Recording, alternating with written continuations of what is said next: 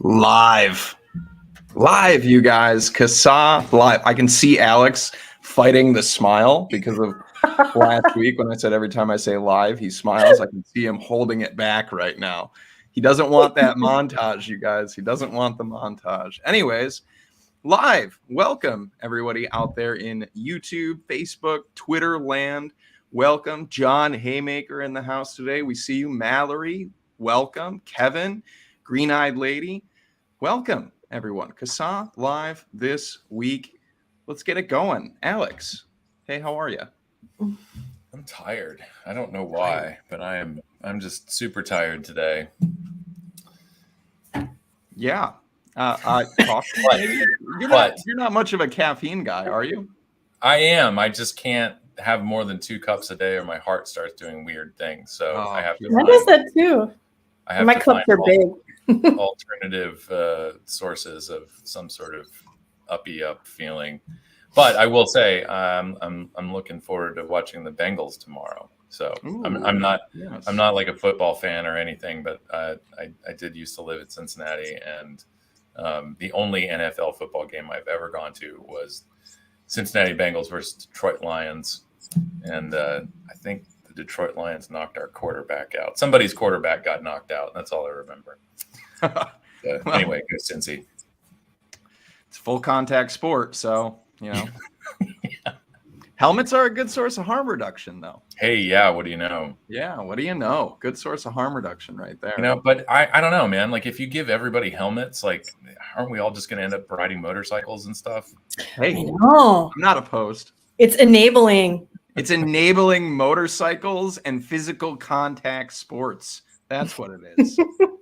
That's what it is. It's not like people were tackling each other long before football came around. Nobody here watches rugby, apparently. Yeah, my roommate just refers to American football as like baby rugby, basically. I won't use the term that he actually uses in that statement, but that's the gist of it. Yeah. Anyways, Kristin, hey, how are you? Good. Good to be back. I'm sorry I missed you guys last week, although I did watch the show and felt very much still a part of the show, even though I wasn't there, because you kept saying things like, I got to remember to put the outro in for Kristin. Got all that. I'm like, it's kind of like that one week when I was gone and I was like, these two can't be trusted to do this without me. Me and Alex are the same way. Like, it literally takes all 3 of us to do this show effectively. Any one person missing and things just start to go awry. We're a well-oiled machine, and then you just lose my heart. Somehow we still managed to do that. But saw my grandbaby. Wait, I gotta show pictures. Can I show pictures? Can I share? Aw. That's me with her. Let's see if I can get a closer picture here. I've only got 3. Don't worry. I'm not gonna show 15 different pictures. There she is. Oh my gosh. She's just not the most adorable. Oh my gosh. And she was such a sweetheart, and she slept through the night already. She's a month old, and she slept through the night already and everything. So yeah, it was awesome to see her, and they spent the whole weekend over. And so it was and then my other son came over with his girlfriend. They stayed over too. And then my daughter came in because they all had to see their niece, you know. So we had just a nice little family gathering for the weekend. So it was cool. Yeah, I can tell you that I personally never get baby fever. But whenever I'm around, like if my friends just have a newborn, I'm always like really stoked about it. Like babies are amazing, and they bring nothing but joy into a home. But yeah, no baby fever here. My 28-year-old son, my 28-year-old son's going to be the godfather. I mean, we're not religious, but tradition, you know. Sure. So he's going to be godfather. So he had to come see his goddaughter, and I know his girlfriend would like to have a baby someday too. And so my son came in. First thing he said was, "Come in, give me my goddaughter." And so he's holding her and everything, and he keeps looking over at his girlfriend.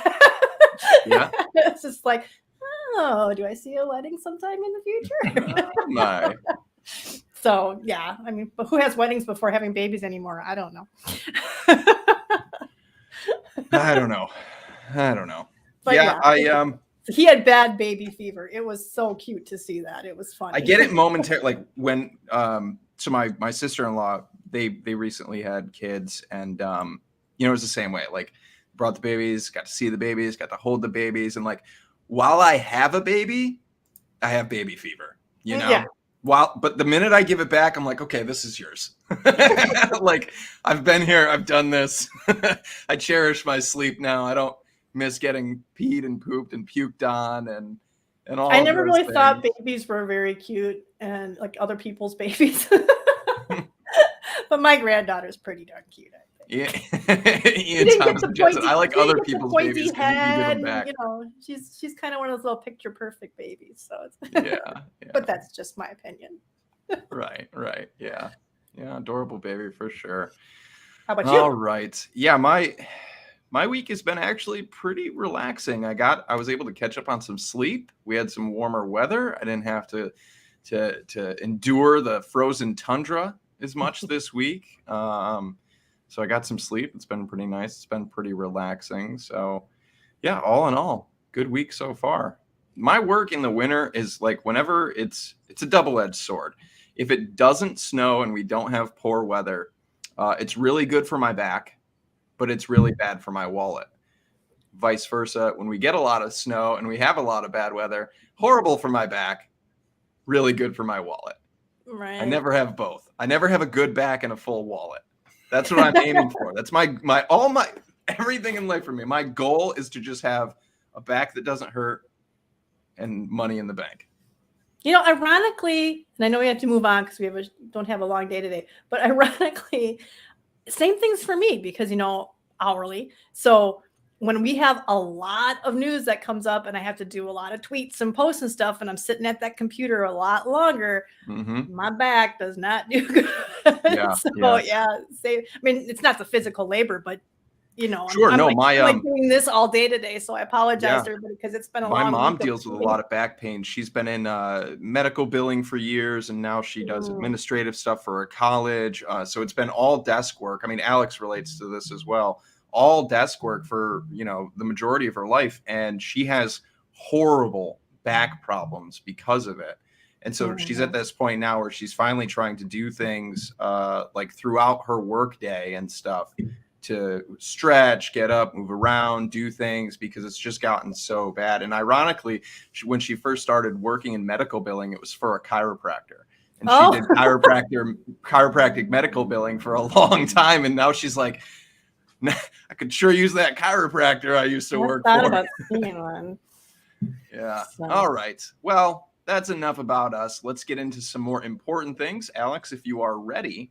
Alex has got a lot for us today. He's got a lot. Are you ready? Let's do the thing. All right.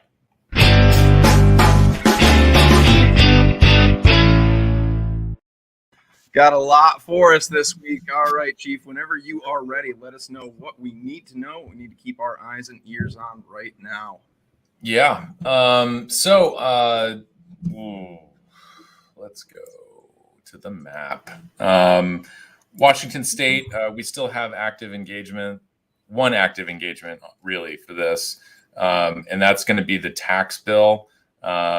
It is still technically alive, not really urging any huge push for anything here. People showed up and put their comments in for the hearing. That was great, but it's still, there's still opportunities to comment, and this could come back.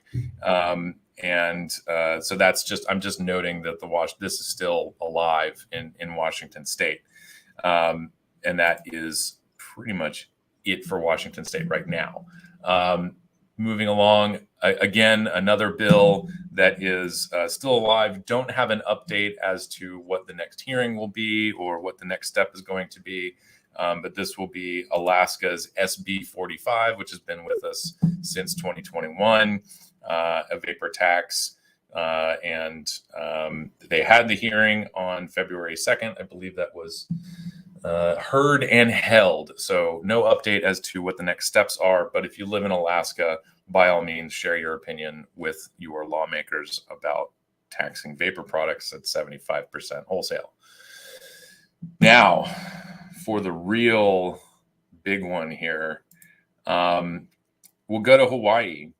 Hawaii is always a mess. I watched part of their hearing on let's see which one, SB 2278. I I don't exactly know what happened with SB 621. Both of these are tax bills. They would add vapor products to the state's existing 70% wholesale tax on tobacco products or other tobacco products, which, you know, it's not the worst thing in the world to be taxed at the same rate as other smoke-free products, but there are combustible products in this category as well. And we are certainly not supportive of enacting new taxes on safer nicotine products. So if you are in Hawaii, the best, most direct way to comment on the bill, voice your opinion, and so on, is to use the state's website. And similar to what we did with Washington State, you can go to the bill page.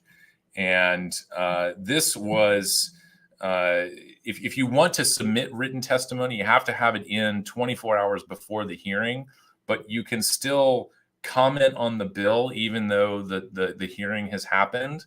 And so if you are in Hawaii, by all means, use the submit testimony. Oh, you have to sign in.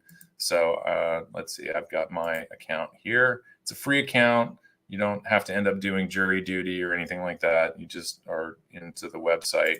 And what do we do? SB 2278. Is that right? There we go. Hey, I remembered the numbers in the correct order. And you can submit your testimony, you know, support, oppose, comments. It's not the hardest thing in the world to navigate. I think we put the instructions on the call to action. And I'm going through this because there are a ton of bills in Hawaii, as I think normal, that there are always a lot of things going on in Hawaii. And so I don't have the full list compiled here. This should take me to where I need so many laws for such a small state. Yeah. Okay, so never mind. I was totally wrong about this. There are no upcoming hearings for this bill in which public testimony will be accepted. So to amend what I was saying, no, you can't just go on at any time and put your testimony in here. But I had thought that they were still accepting comments on the bills after the hearing.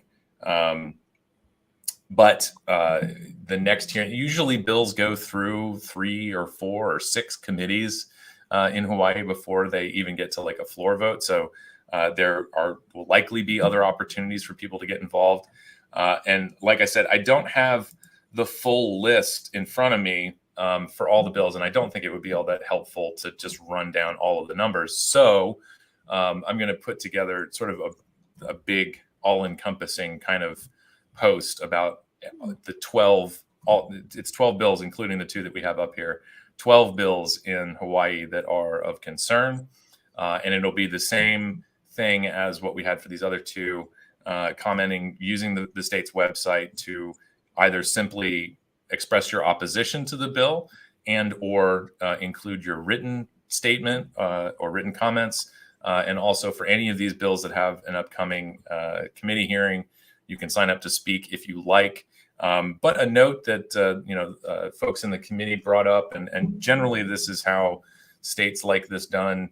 If you submit written testimony and then also sign up to speak, make sure you are either summarizing your comments or adding new information that you didn't include in your written comment, and keep it brief. The committee, it's always best to kind of stay on the good side of the committee.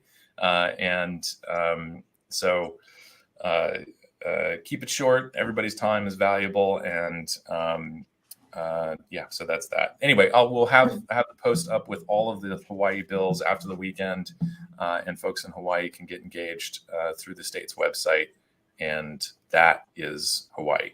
And it's everything. It's flavor bans.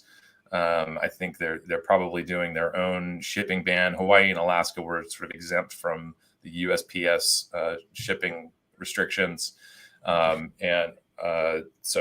a lot of states are going ahead and doing that because a few states are doing it where, if you were a brick and mortar retailer and offered delivery, there are laws being proposed to prevent that from happening.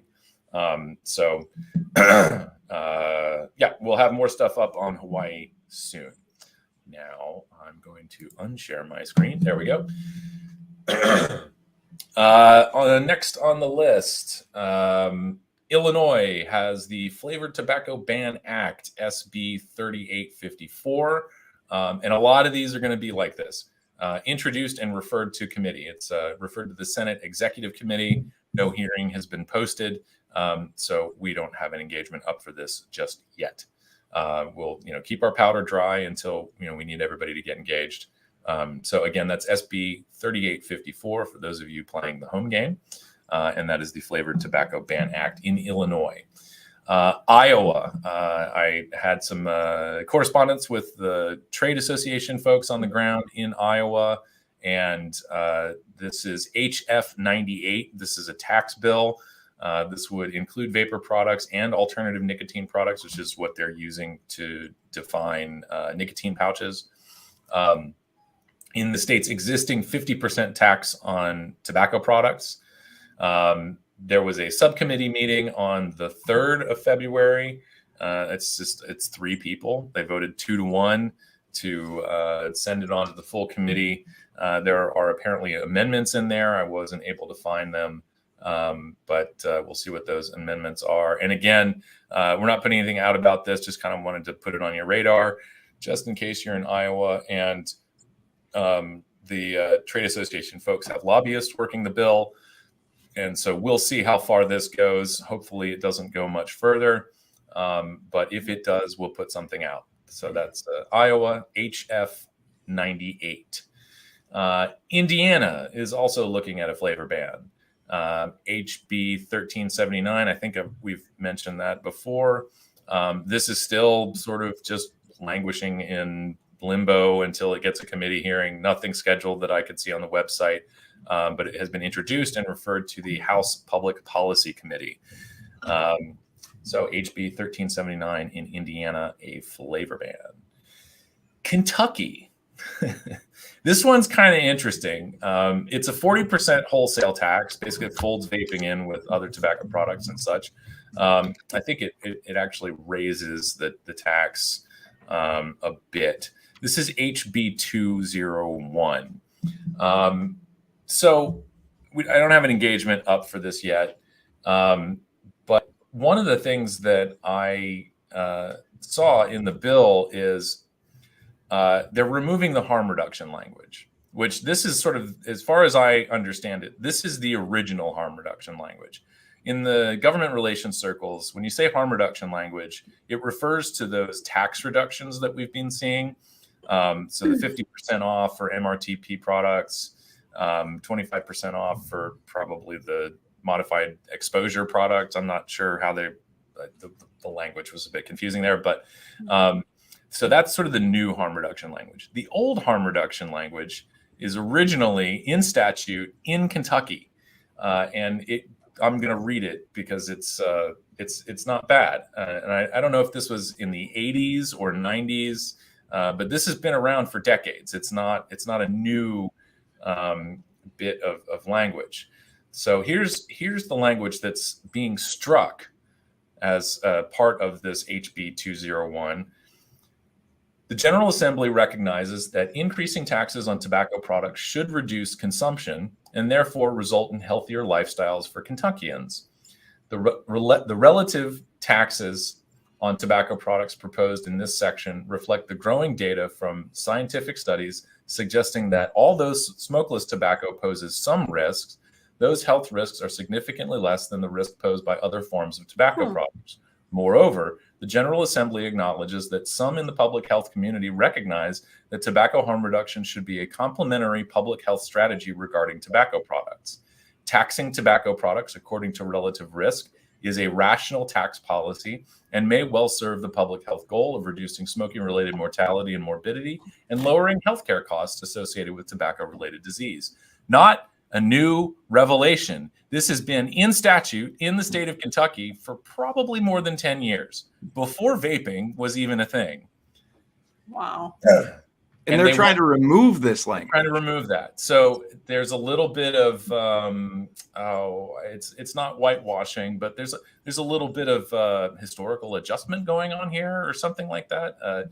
It was probably put in by tobacco companies, probably lobbied by tobacco companies or something. You know what I mean? So, tobacco companies fought for this, so we need to take it out.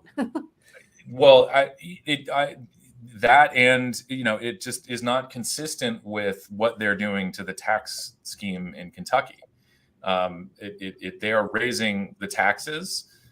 They're doing it without regard to the relative risk between products. They just, all tobacco bad is how they're approaching this, and this section doesn't fit with what they're trying to do, so they want to take it out. It's a bit like revising history in a way. This is a very true statement coming from the state of Kentucky.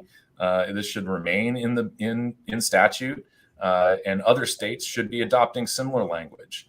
Yeah. And as you can see, Kentucky still has taxes on these products. I think I'm just drawing from memory. I think the tax on vapor products is like 15% wholesale or something like that. It's not huge, and I mean, again, we don't support extra taxes on these products, but if a state is going to do it, the tax should be proportional to risk. And Kentucky, they did it. So again, this is the original harm reduction language, and it should stay in. And other states should adopt it. So even if you like this tax, which I'm sure no one does, right? For Matt Myers and the Funky Bunch, the bill should be opposed on the grounds of removing this language. That's an excellent band name. Matt Myers and the Funky Bunch, yeah. Well, it's Matt Myers and the Body Parts. That's the band name.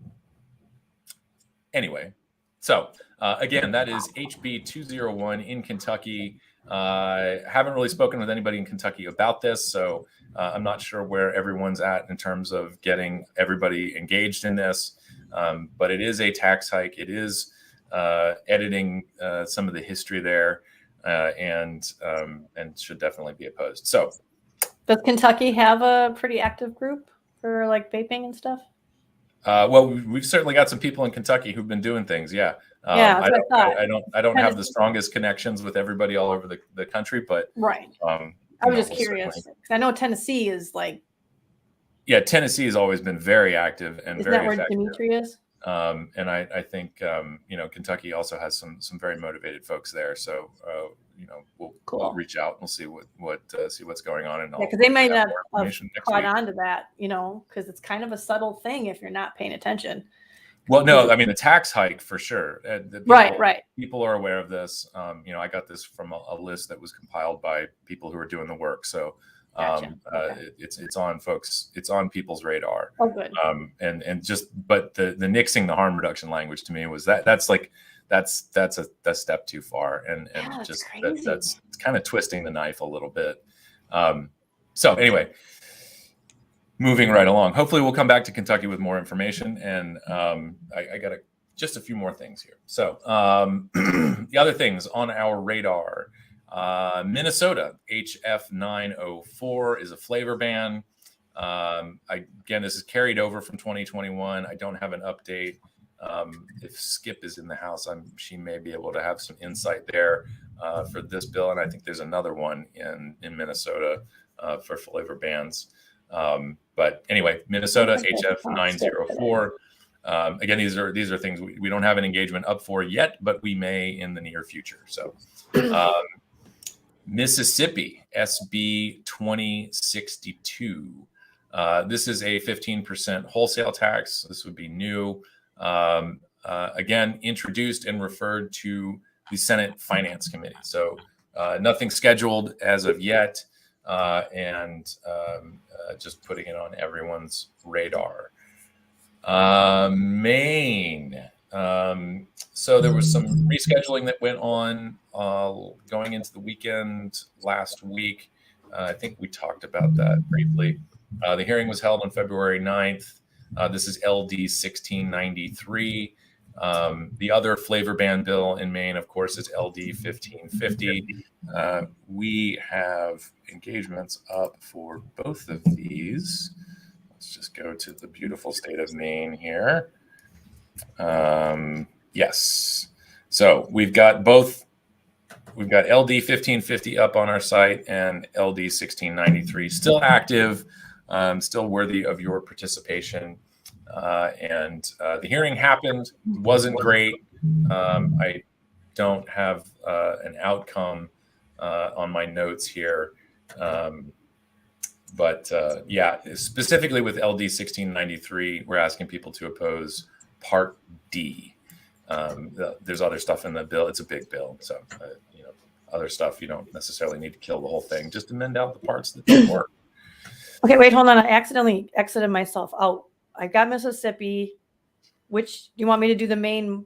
No, that's Portland. We don't need to share Portland. You can just do the Maine. 1693. Just do the whole page. Bill page. Gotcha. Okay, sorry. I was being a doofus and somehow Skip is here, by the way. She says she doesn't have an update. Cool. Thank you, Skip. Also, the last one here on the list is Colorado, still keeping an eye on HB 22-1064. Excuse me. Don't have anything to add to that this week. And that should end the legislative rundown. Did you guys get all that? Everybody get all that? If you didn't get all that, feel free to watch the replay or just head right over to our site where all of those calls to action are listed. All right. Whew, lots of legislation. Just mountains of good news all around the country. Yeah. Oh, boy. Anyways. Well, now that we are done with the legislative rundown, you guys ready to get into some takes? Let's do it. All right. Take time.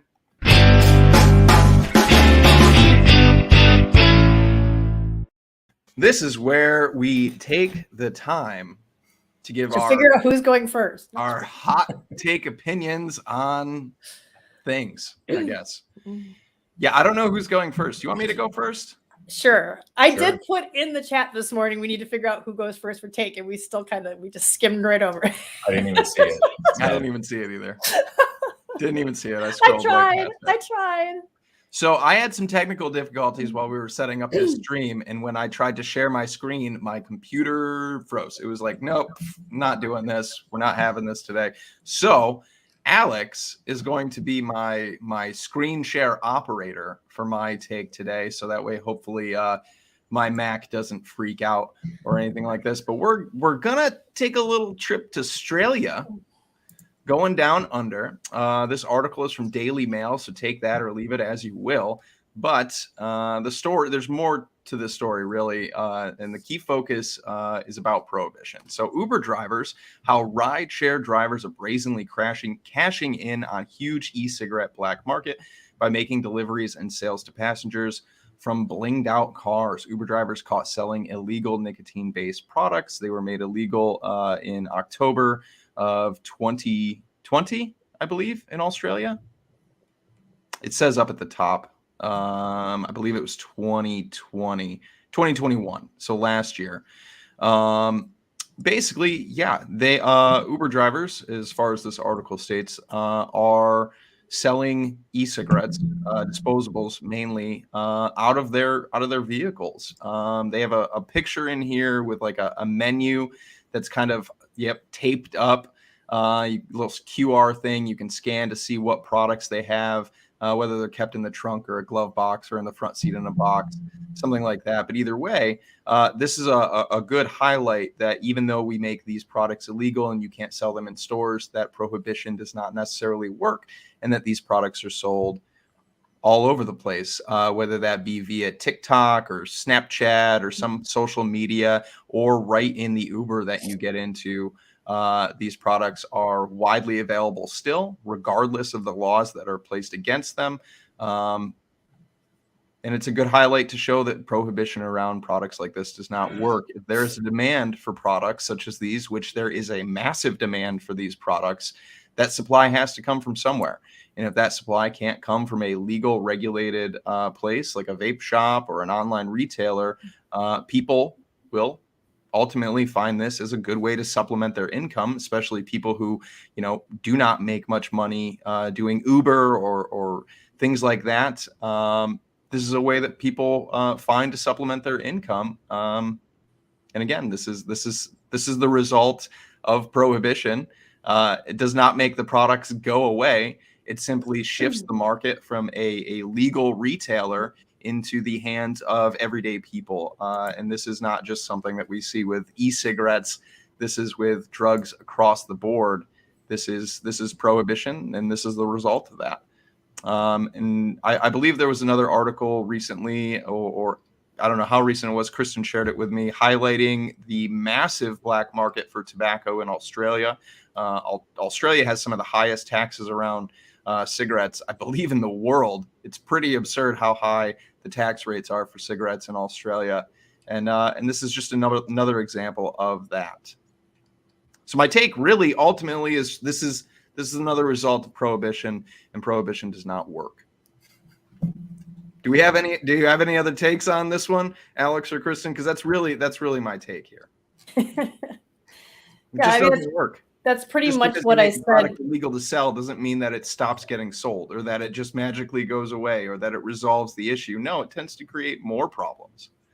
Alex, I shared the article in the private chat of that, the one that talks about Australia's black market. But yeah, I mean, that was pretty much my take when I tweeted about that article. Now, Jim's kind of iffy about whether or not that's actually real because it came from Daily Mail, but it is Daily Mail Australia, so who knows?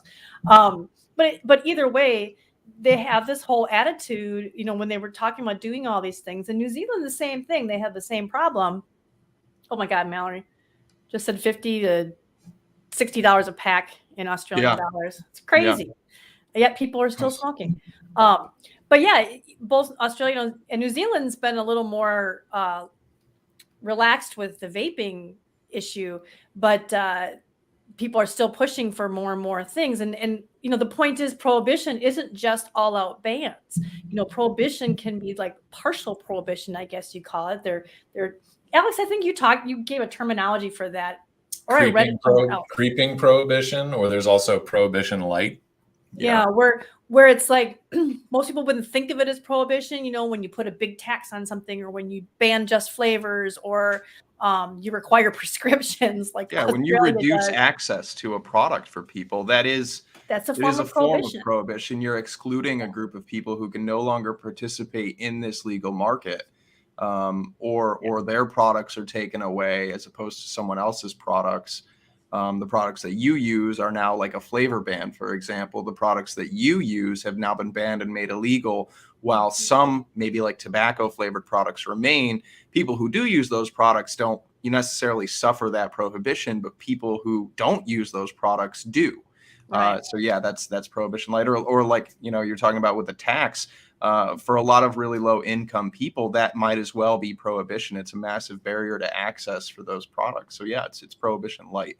And regardless, people will make up that supply chain, whether it's through a retailer or through the trunk of an Uber driver, as long as the demand remains. I mean, it's economics 101. It's base supply and demand. If there's a big enough demand, that supply will come from somewhere, whether it's regulated or unregulated. And safety errs on the side of regulation around these products. So not only, it's not one of those cases where maybe the products that are being sold out of these vehicles do pose a threat. Maybe, they're not on the up and up as far as the safety of them goes. But really, I think the biggest concern is always, for me, like the interactions that can take place in the black market. And I see Alex's finger going up, so I'll let you hop in on that. I was just, since you were about to bring up safety and all that stuff, I will say, having spent most of my working adult life behind the wheel of something for money, that I am actually more concerned with the disco lights in that Uber than I am with the vapes. They could sell any. I would rather them sell handguns out of that car than have the disco lights. Sure. Well, I'm just gonna distraction behind the wheel. I'm just gonna point out two things. One is that this disconnect that these lawmakers in Australia have, thinking that there's not going to be a black market for vapor products, putting all these restrictions on it when they have such a huge black market for tobacco. And to it begin with. seems I mean, like it's in just they completely Australia, ignore it. And Yeah. the second thing is another danger is I frequently, because I'm always watching the news on vaping and e-cigarettes, is that, you know, I'll see, and I don't always share these, but I will see that kids are getting shot and robbed and beat up trying to do these illicit sales. and that's what I mean by unsafe interactions. Like when you Yeah, walk well, a lot of into a people think retailer, a lot of people are thinking, yeah, that's what I was going to say. I was kind of reinforcing that I have seen it. It has happened even in the US when you can still pretty much get stuff pretty easily. Imagine what's going to happen when you can't get stuff easily, and that's going to raise the value so much more. Sure. But it's really sad seeing some of these kids are getting beat up and some of them gotten shot, and you're seeing smash and grabs at vape shops and tobacco shops, and people are taking they're taking vapes and stuff, you know, because they know that there's a market for it now. You're going to see an increase of these shops that do sell them getting hit like this because and of one of the reasons why it comes from a personal place. One of the reasons why I talk so much about unsafe interactions in the illicit market is, you're right. You know, people have died, you know, in deals, and that's something that is I don't want to say common, but it definitely happens. I personally have been thrown out of a vehicle going down the road at 30 miles an hour over $200 worth of cannabis. Wow. Yeah, so there are. Yeah, I've seen that. That doesn't happen when you walk into a retail establishment where you can go. Not only do a lot of, you know, adult retail establishments have some form of security or whatever, but there's typically cameras in place. There are protections for you as a consumer. When you are, you know, working within the black market, the illicit market, there are no protections for you. Right. There's no accountability there. You are essentially on your own, and you are left to deal with the people who you're dealing with. And that's it. I want to add something to what you just said, and I hope that this serves as a bit of an early segue into what we'll talk about in the deep dive. But, you know, for people who are experiencing those consequences, that's kind of part of the deal. If you're, for the folks who are promoting these puritanical Old Testament kind of policies where we're pushing all of these products onto an unregulated market, their attitude about this is, well, you shouldn't be doing it in the first place. So any risk that you are exposing yourself to in order to continue using these products, you deserve it. That, and I just want to make sure that kind of sticks in folks' minds as we go forward towards the end of the podcast here. That is very much that's part of this. The punishment is it's not just the fines or jail time. Punishment is the point. That. The punishment is the risk you take to go continue using these products.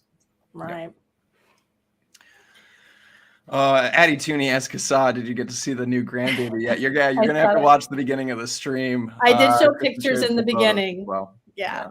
But that's my take: is prohibition doesn't work, and whether we're worried about the safety of the products themselves, the safety of you and I and everyday people is at risk, regardless of how on the up and up these disposables or these e-cigarettes are that are being sold illicitly through Ubers or TikTok or whatever.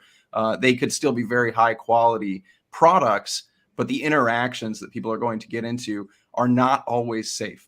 And I think that's something that we do need to stress, because a lot of times in this space, when we talk about the black market, a lot of people focus on the safety of the product itself. Right. These products were unregulated for a really, really long time.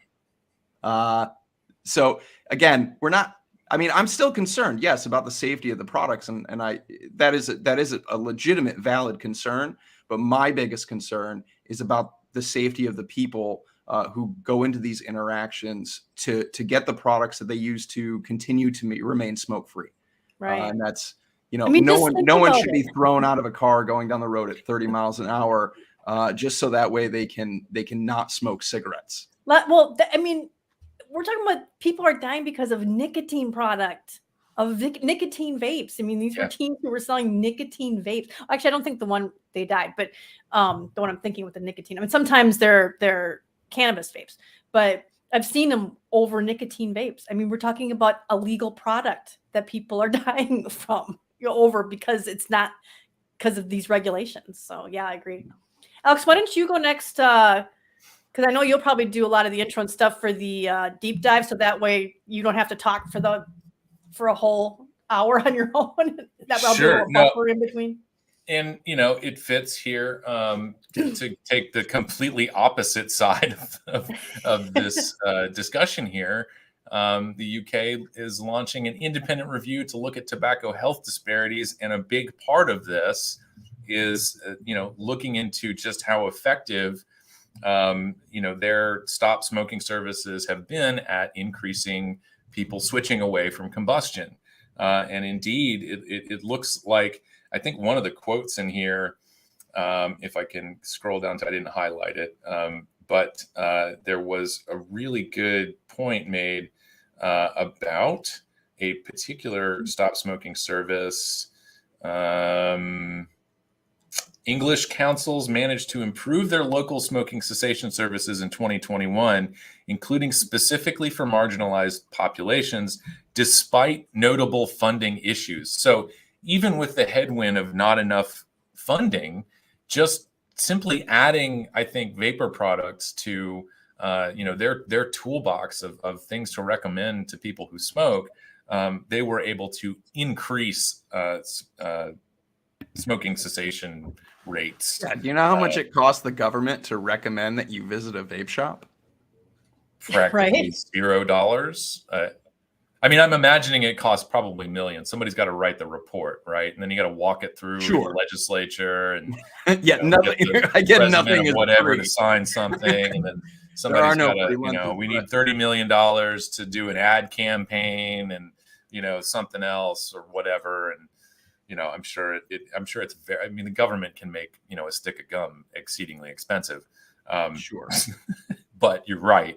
The spirit of this is that all you got to do is just work with the local retailers and refer people. Hopefully, for some people, being able to give them a free setup. All of these things are totally doable. The UK is showing the way, and I don't have much of a take on this other than way to go, UK. I really wish we could be listening to what you're doing. And applying it here in the United States. I think there are people who are on the ground, as we move forward and continue talking about how tobacco harm reduction fits in the larger harm reduction, community, the scope, whatever you want to call it. A lot of the existing harm reduction services in the United States, I believe, are going to be moving toward offering vapor products and other smoke-free alternatives to folks who come in there, because we know that people who use drugs also smoke cigarettes at disproportionately higher rates than the rest of the population. So, these harm reduction centers, compassionate care centers, safe needle programs, safe injection sites, all of these things are touch points, and recommending smoke-free alternatives to people who go through these services is really valuable. And so if I had a take, it's that it's amazing what's going on in the UK. It's reassuring that there are, that the government is behind this, and that, of course, the Royal College of Physicians, a professional organization, is behind this, and that folks working on the ground in these stop smoking services are able to add these products to their toolkit. All of that is very heartwarming and encouraging, and I'm super jealous of the UK. At the same time, the UK has some work to do, and there are very capable people there pushing forward with repealing the ban on Swedish snus. I was just going to say, I believe they're working on that at like right now, like looking very diligently at snus right now. Yeah, this is kind of this is a benefit of Brexit, is that the UK is no longer sort of stuck in the tobacco products directive of the EU, and so they can kind of strike out on their own path here. I'm curious to see what they're going to do with some of those other TPD limitations on vapor products, such as like tank size, short fills, things like that.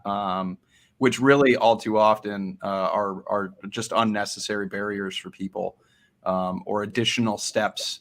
They're just unnecessary, really, in the long run. It's I'm it's interested to see basically what they'll do. the state stepping in and making these products less enjoyable, less effective. Yeah. Forcing people to handle their own nicotine and mixing things like that. It's just unnecessary, and it's not necessarily doesn't necessarily make anything safer, especially on the consumer side. So the 20 milligram nic cap, as Ian noted in the chat, and I know Canada is also looking at a nicotine cap. I always get confused. I believe Canada passed that a while ago. I could be wrong there. Yeah. But last I spoke to my friends up in Alberta, I believe that passed. So and of course we have states here that are emulating this policy. Utah has this 36 milligram cap through the Department of Health. In other states, I think the 36 milligram is a little bit more. That seems to have. There's some science to support that. We don't support capping it at 36. We all know that the nicotine delivery depends a lot on the device, and of course, we don't salt or no salts and technical details. Different people have different individual needs as far as their milligram is concerned. Really quick, Addie Tooney, I'm sorry for your loss. He said he was at a wake earlier today. Oh. Yeah, I'm sorry for your loss. I was scrolling back trying to figure out why everybody was saying that, and I couldn't figure out why. Sorry about that. Yeah, whatever. I'm sorry. I was going to say that what really surprised me is that you get a lot of people who live in England who would opine on what's going on in the U.S. and say, well, you should have caps like we have, and you wouldn't have your teen epidemic. It's like, you guys shouldn't even have the caps either. You don't think, they think the caps worked and did anything there. And then you turn around and see articles about places getting busted where they're selling high nicotine stuff. Well, if there was no demand for it, they wouldn't be busting in places in England selling this illicit. I think I included that in one of the tweets I did this last week that came up.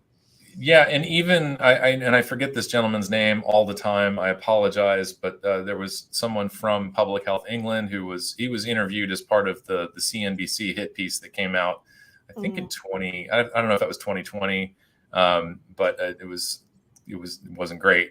And he was, of course, his comments didn't fit CNBC's narrative, so they put him as a web extra on YouTube. But he started off the interview by saying, look, the numbers in the UK as far as youth use go are very similar to the United States. Yeah, so when you look at population, you have data to support that the nicotine cap really isn't effective. It isn't effective at anything except for discouraging people from, switching completely. Yeah, there's nothing scientific in supporting it at all. Yeah. There really isn't. Yeah, when you look at population percentages, the UK is like a tenth of the US. As far as population goes, they have a population of, it's like just shy of 40 million people or something like that. We have 338 million or so in America. But proportionately, when you break down those percentages, we're not that much different as far as usage and rates go. Yeah. Well, if you listen to some lawmakers in the U.S., people, the U.K. is and Sweden are unique situations, and somehow they have different physiologies and different, that for some reason vaping and snus work differently there than it would work here. They claim that. Well, their model wouldn't work, or that wouldn't work here, or it's different in the UK, it's different in Sweden with snus and things like that, and they argue that wouldn't work here. Are different than us. It's like how would that be so different? Ridiculous. Yeah. Crazy. All right, Kristin, what do you got for us this week? Okay, well, I'm talking about. Oh, I need to share my screen again. I was such a doofus and managed to, when I was scrolling up to the top to look at the Twitter feed, I managed to hit one of those quick links at the top, and it completely took me out of StreamYard. Yeah, so I messaged Kristin on Skype, and I was like, "Where'd you go?" Okay. Yeah, that was funny. I need. No, I don't want that. Well, while you're doing your thing, I just want to say in advance, I'm sorry for all the Rams fans out there. I think I think What happened? Cincinnati's going to disappoint you. Oh no! Wow, Alex throwing shade midway through the show. I'm not a sports fan. I don't get to do this very often, so I'll take this opportunity to talk a All little. right, I'm a Philadelphia guy, so I'm pretty used to disappointment. I'll root for the Eagles too, but they didn't make the Super Bowl, so No. Hey, we had our comeback a few years ago. I'll take it. So Logan, I need you to watch the chat for me. So while I'm doing this, because I can't read it if I don't have it. I got all my eyes right on you guys in chat right now. So we're doing a little bit of education thing. This is my take on something, and you guys know I like to point out just the falsehoods and the ridiculous stuff and the tactics that anti-nicotine and tobacco zealots like to use to start to move the needle over into their favor for general public acceptance of the lies they like to tell. And the one that came out this week was a study, study, if you can call it that 97% of kids have had some level of nicotine on their hands. Ooh, and it's called Thirdhand smoke. Okay, so we've all talked about this. We've talked about thirdhand smoke before.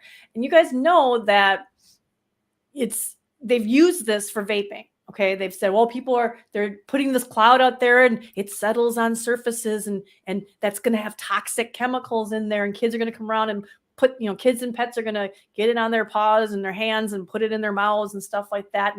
And so it's this scare tactic, and they use it. They started it with smoke, and what are we laughing about? What did I miss? I heard somebody laugh. Not me. Huh? I know. I don't. I thought I heard somebody laugh. No, it wasn't me. My mic's muted. Serious business. This is not funny. No laughing. I thought laughing. maybe somebody made a comment. It popped up, and I was missing it. Anyhow, so yeah, this thirdhand smoke thing it's just ridiculous. And if you look at this article, they're talking about it being really concerning, and just, it comes out of San Diego University and also Cincinnati. So, all right, I'm not sure if I'm going to cheer for Cincinnati for the Super Bowl. Sorry, I'm just kidding. So they swabbed the hands of about 500 kids, found that it contained some level of nicotine. And then 95% of kids who come from non-smoking households also had nicotine on their hands. So you have to start to wonder, okay, if they're in a non-smoking household, ostensibly non-vaping household too, why would they have nicotine on their hands? Well, we know that nicotine is in other things, but I'm wondering if we're getting some false positive here for one. And so they were talking about how alarming it is, because virtually all kids, particularly those that were unexposed by their parents, they don't smoke, there's nothing in the environment that they would know of, virtually all of them did have some exposure to nicotine. It's concerning because there really is no safe threshold of third-hand smoke exposure. And they use that word safe. No safe expression, so they purposely use that word. So that's one of their tactics. There's no safe level of exposure. There's no safe level of exposure to anything, including water, any kind of air. There's no 100% safe exposure. There's generally regarded as safe. And if you look at some of these exposures, it's ridiculous, the levels of exposure they're getting from secondhand smoke, let alone this third-hand smoke that they're trying to scare people about. And so at the very bottom here is where I drew the attention to when I was talking about with the tweet. And I said, we need to be working, well, I didn't say, this Goldstein said, we need to be working on tobacco-free parks, beaches, indoor areas, and all places where kids also go and are exposed.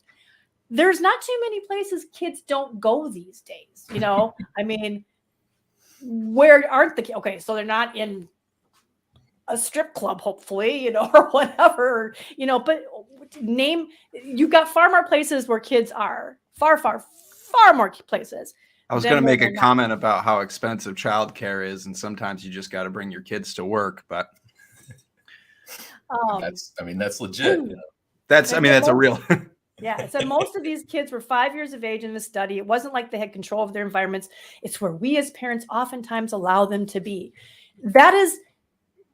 I read that, and some people will go, oh, yeah, that makes sense. Parks, beaches, they should be. And most people miss it. This is them laying the groundwork to have every place banned where a kid could be. So you're not going to be able to smoke, vape.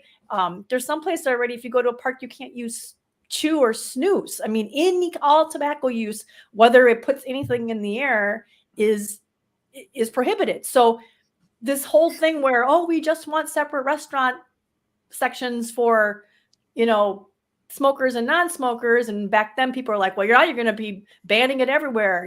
Oh, no, you guys are just conspiracy theorists. That's just ridiculous. That'll never happen. Well, here you go.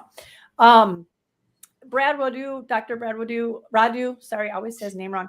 Dr. Radu has a great blog post on this talking about the third-hand smoke cancer hysteria. And here he says it right at the top.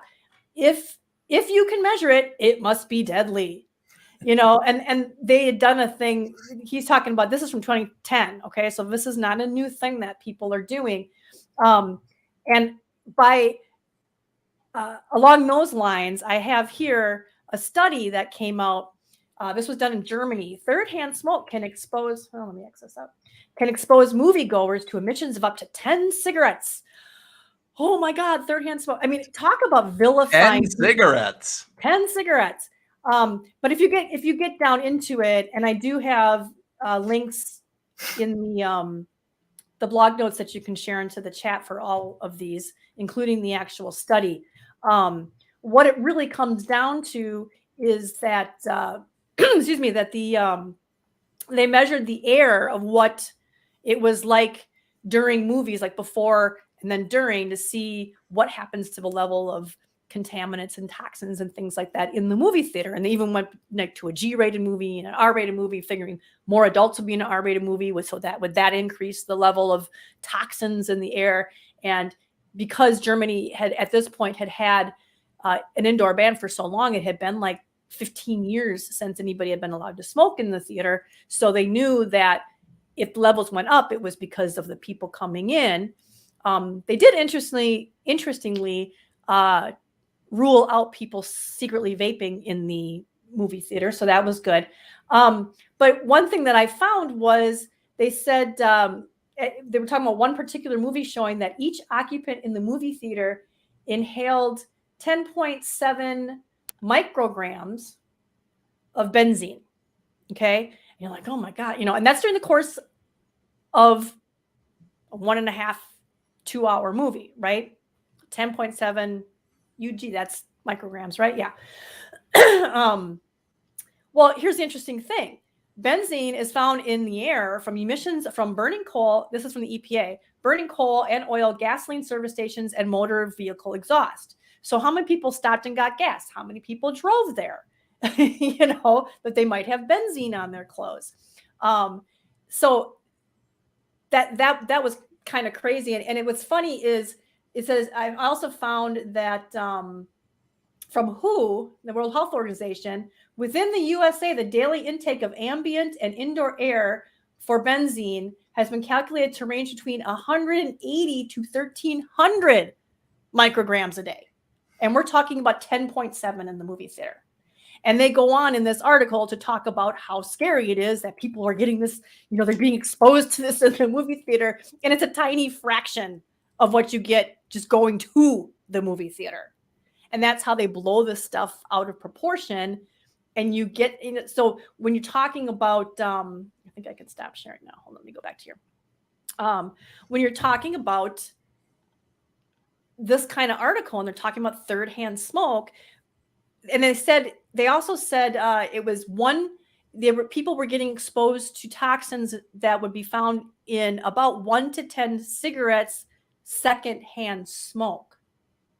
So you looked at that title and it sounded like, oh, it's just like smoking 10 cigarettes. No, it was 10 up to 10. It's like between 1 and 10 from the secondhand smoke of 1 to 10 cigarettes.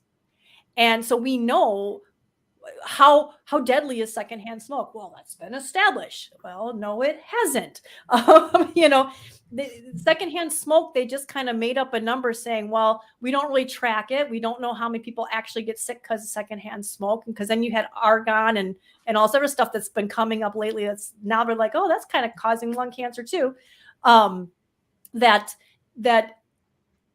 might have even more of it, and then the secondhand smoke exposure could have just been coincidence. And we know that most secondhand smoke facts that are given out regarding the deadliness of it were studies, and I've said this many times before, studies of Japanese women who lived with heavy smokers, people or men who, their husbands were smoked a lot on a daily basis for decades.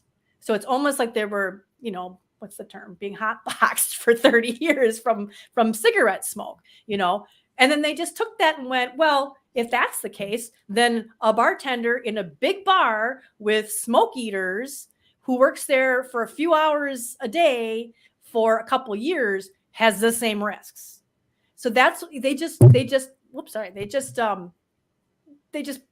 that's it, and they haven't really done any studies. So then they make up this 30,000 a year who die from secondhand smoke. Okay. So now let's take that into consideration. Secondhand smoke is so dangerous that compared to cigarette smoke that kills, the number jumps around, but I'm going to use the 480,000 one. Okay. Direct smoke kills 480,000. Secondhand smoke, just 30,000. So compare those two. So if you can look at just those two differences in numbers, that, it's not scientific, but obviously the risk is not as bad from secondhand smoke, or that number would be way, way bigger, because pretty much all those people who smoke, one person who smokes can expose a lot of people around them. So if secondhand smoke was so deadly, you'd see a lot bigger numbers. See where I'm going with that? But have you heard of the Helena miracle? Right. Yeah. Helena. Helena. I always say Helena. Right. Helena, yeah. Helena. And then the thirdhand smoke, they say is, I forget what it was, 1 to 60% or something, the risk of secondhand smoke. 1 to 60. 1 to 60. 1%. Those are wide markets. That's was not, the range that I saw. Yeah. doesn't Yeah, I'm make like, any I don't know if I sense. could even use that. Listen, when you have nothing but really poor data that you're trying to, Right. Exactly. you really got to take a wide breath there. Yeah. And so so then just, okay, so now you've gone from 400, a risk, I'm trying to do this in the numbers of the people who die, 480 killed by directly inhaling it into their lungs at least 20 times, 10 to 20 to 60 times a day, depending on how many packs. That doesn't have 100% death rate, so, we know it kills, what do they say? It kills half their regular users or whatever. We know it shortens their lives. Then you go down to secondhand smoke. The number they use all the time is like 30,000 or something like that. I mean, what is that percentage wise? 10%? Less than 10. Less than 10%. And now you go to thirdhand smoke. That's so deadly. It's 1% of 10%. I mean, the risk 6.25%. Yeah. So the risk level for the thirdhand smoke, which is a tiny percentage, the tiny amount, I mean, we're talking about micrograms and fewer so they're using this no safe level thing. They're going to use that to do more indoor bans. They're going to use that to discriminate against people who smoke and who vape, for giving them housing. Because I mean, oh my God, you're a walking toxin, because it's on your clothes and it's in your hair and it's on your hands and it's on your, jacket. You're basically a walking threat to public health just by existing because you smoked something or you vaped something. And I found it really interesting that they used this article. It was the nicotine that they used, this most recent one, unlike the German one, which was looking for actual like harmful things that could be harmful and larger and constant exposure. I mean, for somebody who smokes, they have to be exposed to this stuff for decades before it has any health. And they're trying to make it seem like an hour and a half in a movie theater and you're going to drop dead from a tiny fraction of a whiff off their clothes. And they're doing that. And people are convinced that this thirdhand smoke is an actual threat to public health. And they're going to use it to discriminate against anybody who used nicotine. And that was what I found was interesting, is my take on this is that this is a direct attempt to lay the groundwork for prejudice and discriminatory practices against anybody who uses nicotine products, because they don't want us to use the argument, well, I'm only harming myself, or I'm the only one taking the risk. They're trying to make it that you're still a risk to everybody else. And that's my take on this. I mean, that right there is the basis of so many, smoke-free laws around the country here, is that, this isn't something, you're not just harming yourself, you're putting everyone else at risk, especially when you're sitting outside on a windy day on a park bench. Yeah. Everyone is at risk. It that really no is stake level thing is such not grounded in evidence. Baloney. It's one of those tactics that they use, and you guys got to watch out for that stuff, because it may seem like, that's not too unreasonable. This article, a lot of vapors probably would have read it and been like, oh, it's about smoking, it's about people who smoke, it has nothing to do with me, I'm a vapor. No, they're laying the groundwork. They're going to use this against us too. They're going to try it. They're going to try to. They already have. Yeah. So beware. Yeah, this third-hand smoke thing has been around for a while, I think this has even gotten in. I don't know if Carl or somebody had written sort of a almost satirical blog post about the dangers of fourth-hand smoke, which is really just thinking or talking about tobacco. And I can't say I've done an exhaustive search through the literature on studies on this, but I do remember early on looking at some of the studies that were sort of the basis of previous articles about third-hand smoke. And I don't recall seeing any evidence to support harm. There's nothing, like, even to kids. Like, if your kids are rolling around on the floor and licking the carpet, there's a lot of other things that you should be worried about. I mean, people use those air fresheners. Kids lick all sorts of things. Air fresheners. The least of my worries is nanograms of nicotine somewhere, as opposed to all of the other things that they could end up, for licking. Like, kids they shove toys in their mouths. My dog, unfortunately, we just lost my dog about 2 weeks ago. She lived to 14 years and 8 months. And I know, thank you. It was hard. It was very heartbreaking. But we vaped in the house since we've had her. And she lived she had no cancer. She just died of being old, I mean, and she didn't, and, we actually finally had to put her down because she's having some seizures, but she was 14. Boxers lived to 10 to 12 years. She was 14 years and 8 months. So if being around our house and being around this vapor was deadly for her, I mean, same thing with my daughter. She's 15. She's grown up pretty much most of her life. We've vaped around, and, I mean, much like these third-hand smoke studies, I'll just do some back of the envelope science here and say vaping actually helps your pets live longer based on your probably than smoking around them. And the thing is that I've looked at some of the studies. They're almost all, because they can't do it. They can't go around and have little kids licking windows with nicotine on them and smoke residue, right? So it's as much as they'd probably like to, because then they'd be like, look what's doing to kids. But it's all Petri dish crap. It's all putting the stuff in the Petri dish. It's animal studies, stuff like that massive amounts and stuff. But it's mostly how it affects the cells. And it's like, but we're talking about such tiny, tiny exposures that, like somebody in the chat said earlier, you're going to find that in urban air.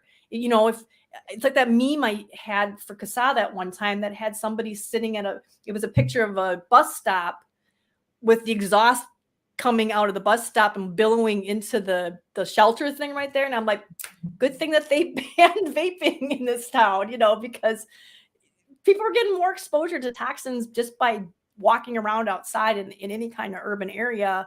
And a lot of times in their, there you go. Exactly. Janine says, a fellow I was standing beside at a bus stop got angry with a fellow walking by vaping. Meanwhile, buses stopping and going were belching out black exhaust 3 feet from him. Exactly. That's the mentality. It's ridiculous. I'll have to share that meme again. I haven't shared that in a while, and people like that one. But yeah, it's just overblowing, exaggeration. Everything's going to kill you type of attitude, unless it's sanctioned by whoever they want to be sanctioned by, I mean, it's but yeah, third-hand smoke is a bunch of baloney. Does it exist? Yes. There is residue in people's houses. You can smell it. When somebody walks by you and you can smell that they had a cigarette, you're smelling third-hand smoke. Is it going to be dangerous to you? No. And they have not shown any science to prove it is, other than, again, pouring shit on cells. Excuse my language. Yeah, I truly believe that anti-tobacco and nicotine folks really hate the code of ethics, because they would love some studies on children's brains and all sorts of stuff like that. But that gosh darn code of ethics just gets in the way every time. So we got to rely on Petri dishes. I mean, I believe there is documented testimony or comments along the lines of bemoaning our First Amendment protections here in the United States. So even that, if that pesky Constitution weren't getting in the way, we could have completely banned all of this tobacco nonsense long ago. Yeah. Yep. Oh, and thank you everybody for the condolences for Molly. That was our Molly. She is such a sweet girl. She's why we have 2 other younger boxers now too. Boxers are the best dogs ever. And it was rough. It was the first time my husband had to put a dog to sleep. So it was almost 15 years. That's she's almost as old as our daughter. So okay. So I think that's it. Oh, there was one. Somebody, Rog was saying, can we just use the FDA's own research and study saying while inside a vape shop where many were vaping and still came up empty, they can't say it was a big tobacco study, it was the FDA. I think that was, I don't think it was FDA. It was a third party. It wasn't an industry study, but it was looking at vape shops in Los Angeles, I believe. And it was, I seem to remember the fire department being involved in that. And taking readings inside the vape shop and comparing it to outdoor air. And, even though in most places your indoor air is probably just as bad as the outdoor, if not worse. But in LA, in vape shops, the air is cleaner in a vape shop than it is outside.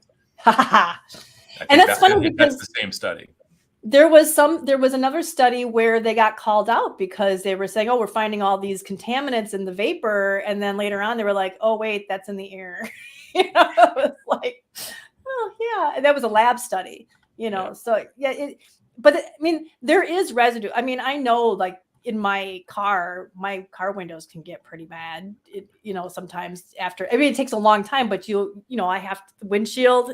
I have to clean it off with some Windex, but I mean, again, yes, it does exist. There is third-hand smoke. The question is whether or not it's actually a danger to anybody, and I don't think. If you had any product on the market that had the levels that they find in this third-hand smoke of these toxins and stuff, it'd be grass. It'd be generally regarded as safe because the levels are so low that they wouldn't be able. So if it was a product that was, nicotine gum or something like that, and they found these levels in the nicotine gum, tobacco control would have no problem with it, because there's such low levels. So.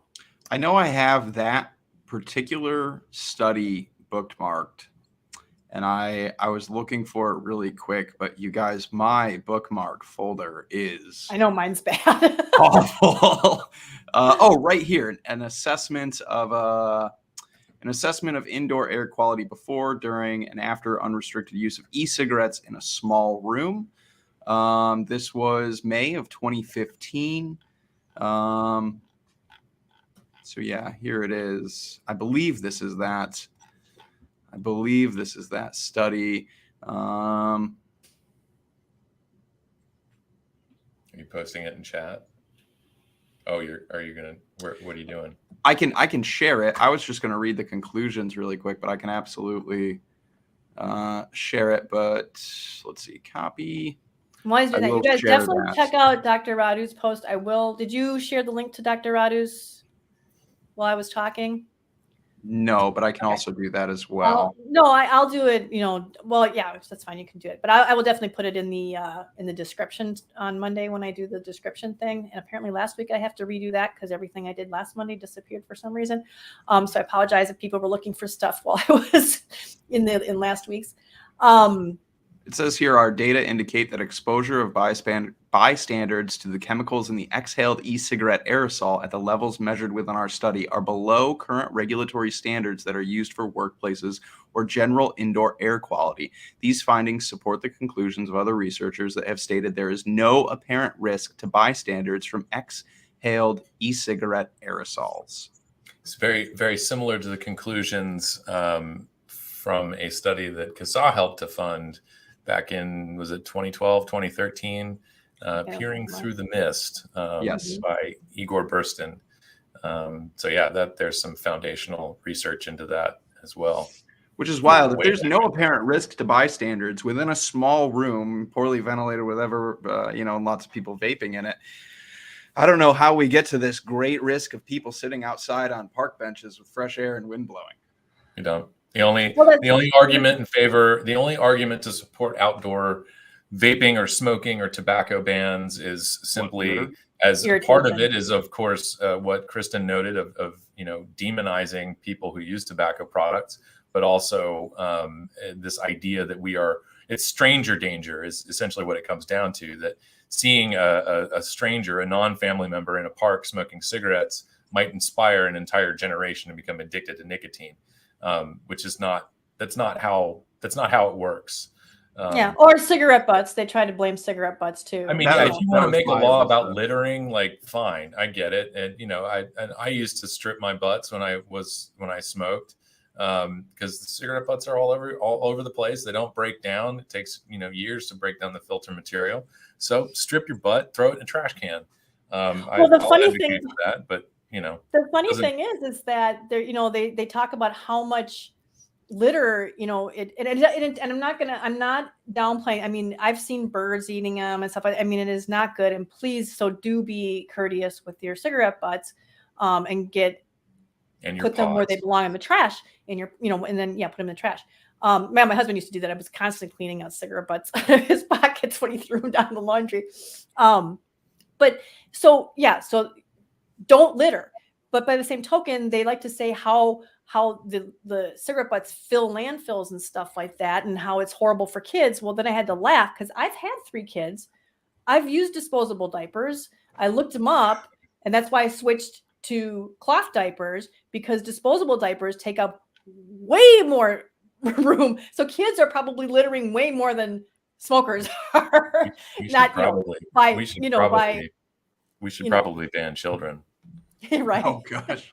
I mean, that's a pretty big health disaster. I mean, right if there. we do ban children, you will inevitably avoid the next generation of nicotine, addicted youth.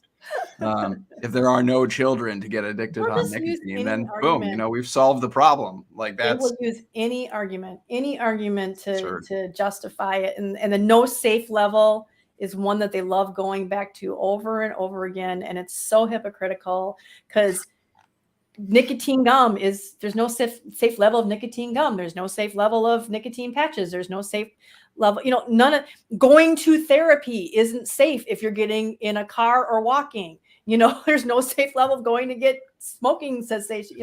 Bird watching can be pretty dangerous. Yeah, I can fall out of a tree. I'm just kidding.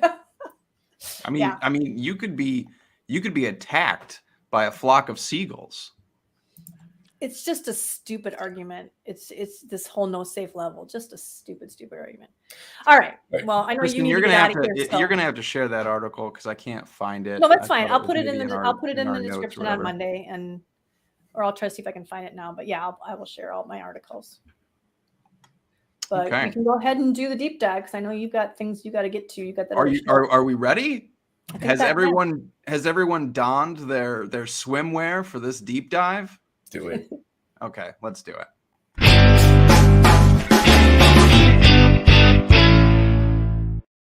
Yeah, break out your snorkels and scuba gear because we're diving deep. Yeah. Oh, look at Alex. Is that how it goes? From the 80s? Is that the dance move? Yes. So, Alex, what are we diving into this week? Well, I think we're diving into the hornet's nest here. So, cool. You guys actually may want a different suit other than a scuba suit. You may want like what is that? What do they call it? There's a name, right? Like I don't know, full body Tyvek thing, duct tape around your wrists and Right. neck and all that stuff. And let's go. Let's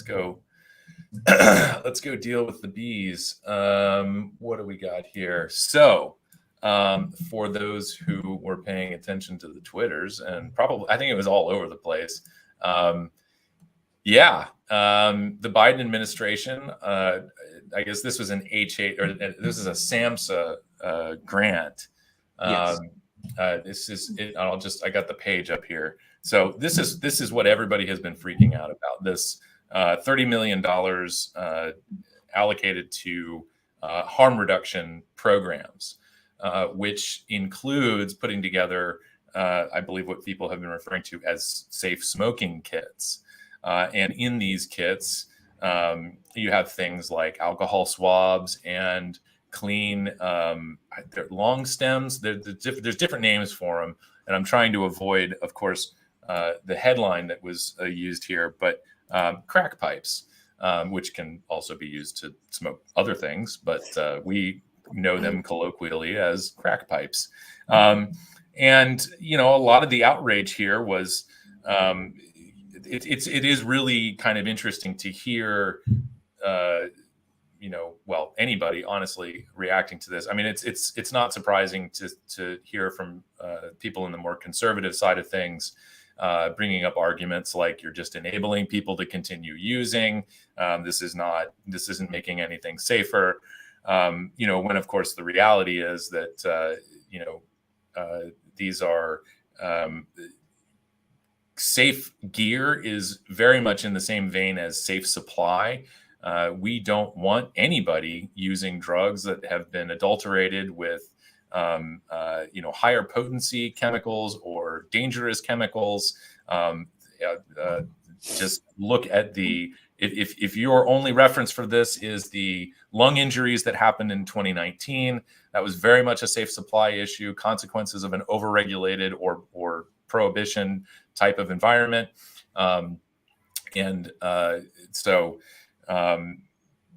This is what I think a lot of people who vape probably understand as part of this overall harm reduction discussion. And so my goal here is really, I don't think that we are doing anybody any favors by,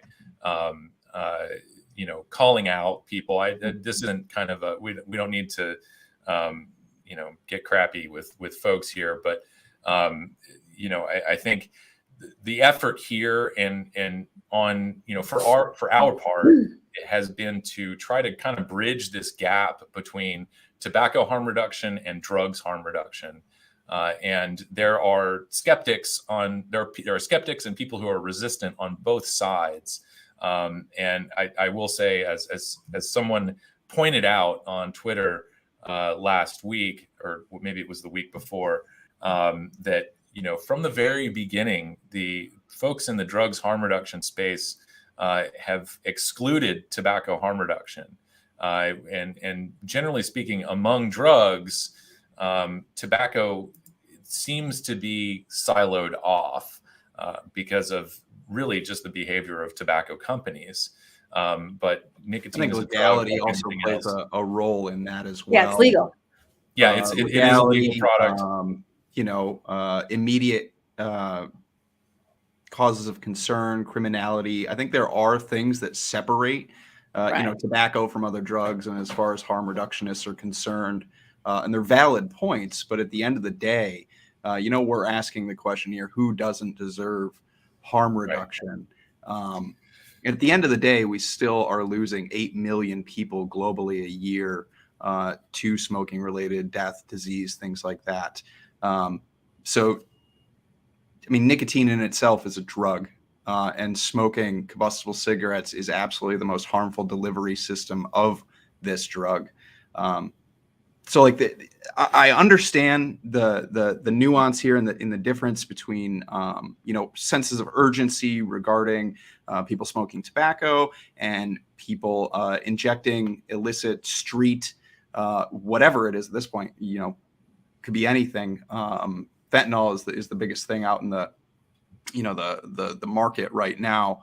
But I get I get that there's differences, that the senses of urgency, criminality, the socioeconomic differences, the racial disparities here, all of these things that are tied between the drug war and, this with smoking disparities. But at the end of the day, we're all worthy of harm reduction. We're all deserving of using a substance without the consequence of death because of that.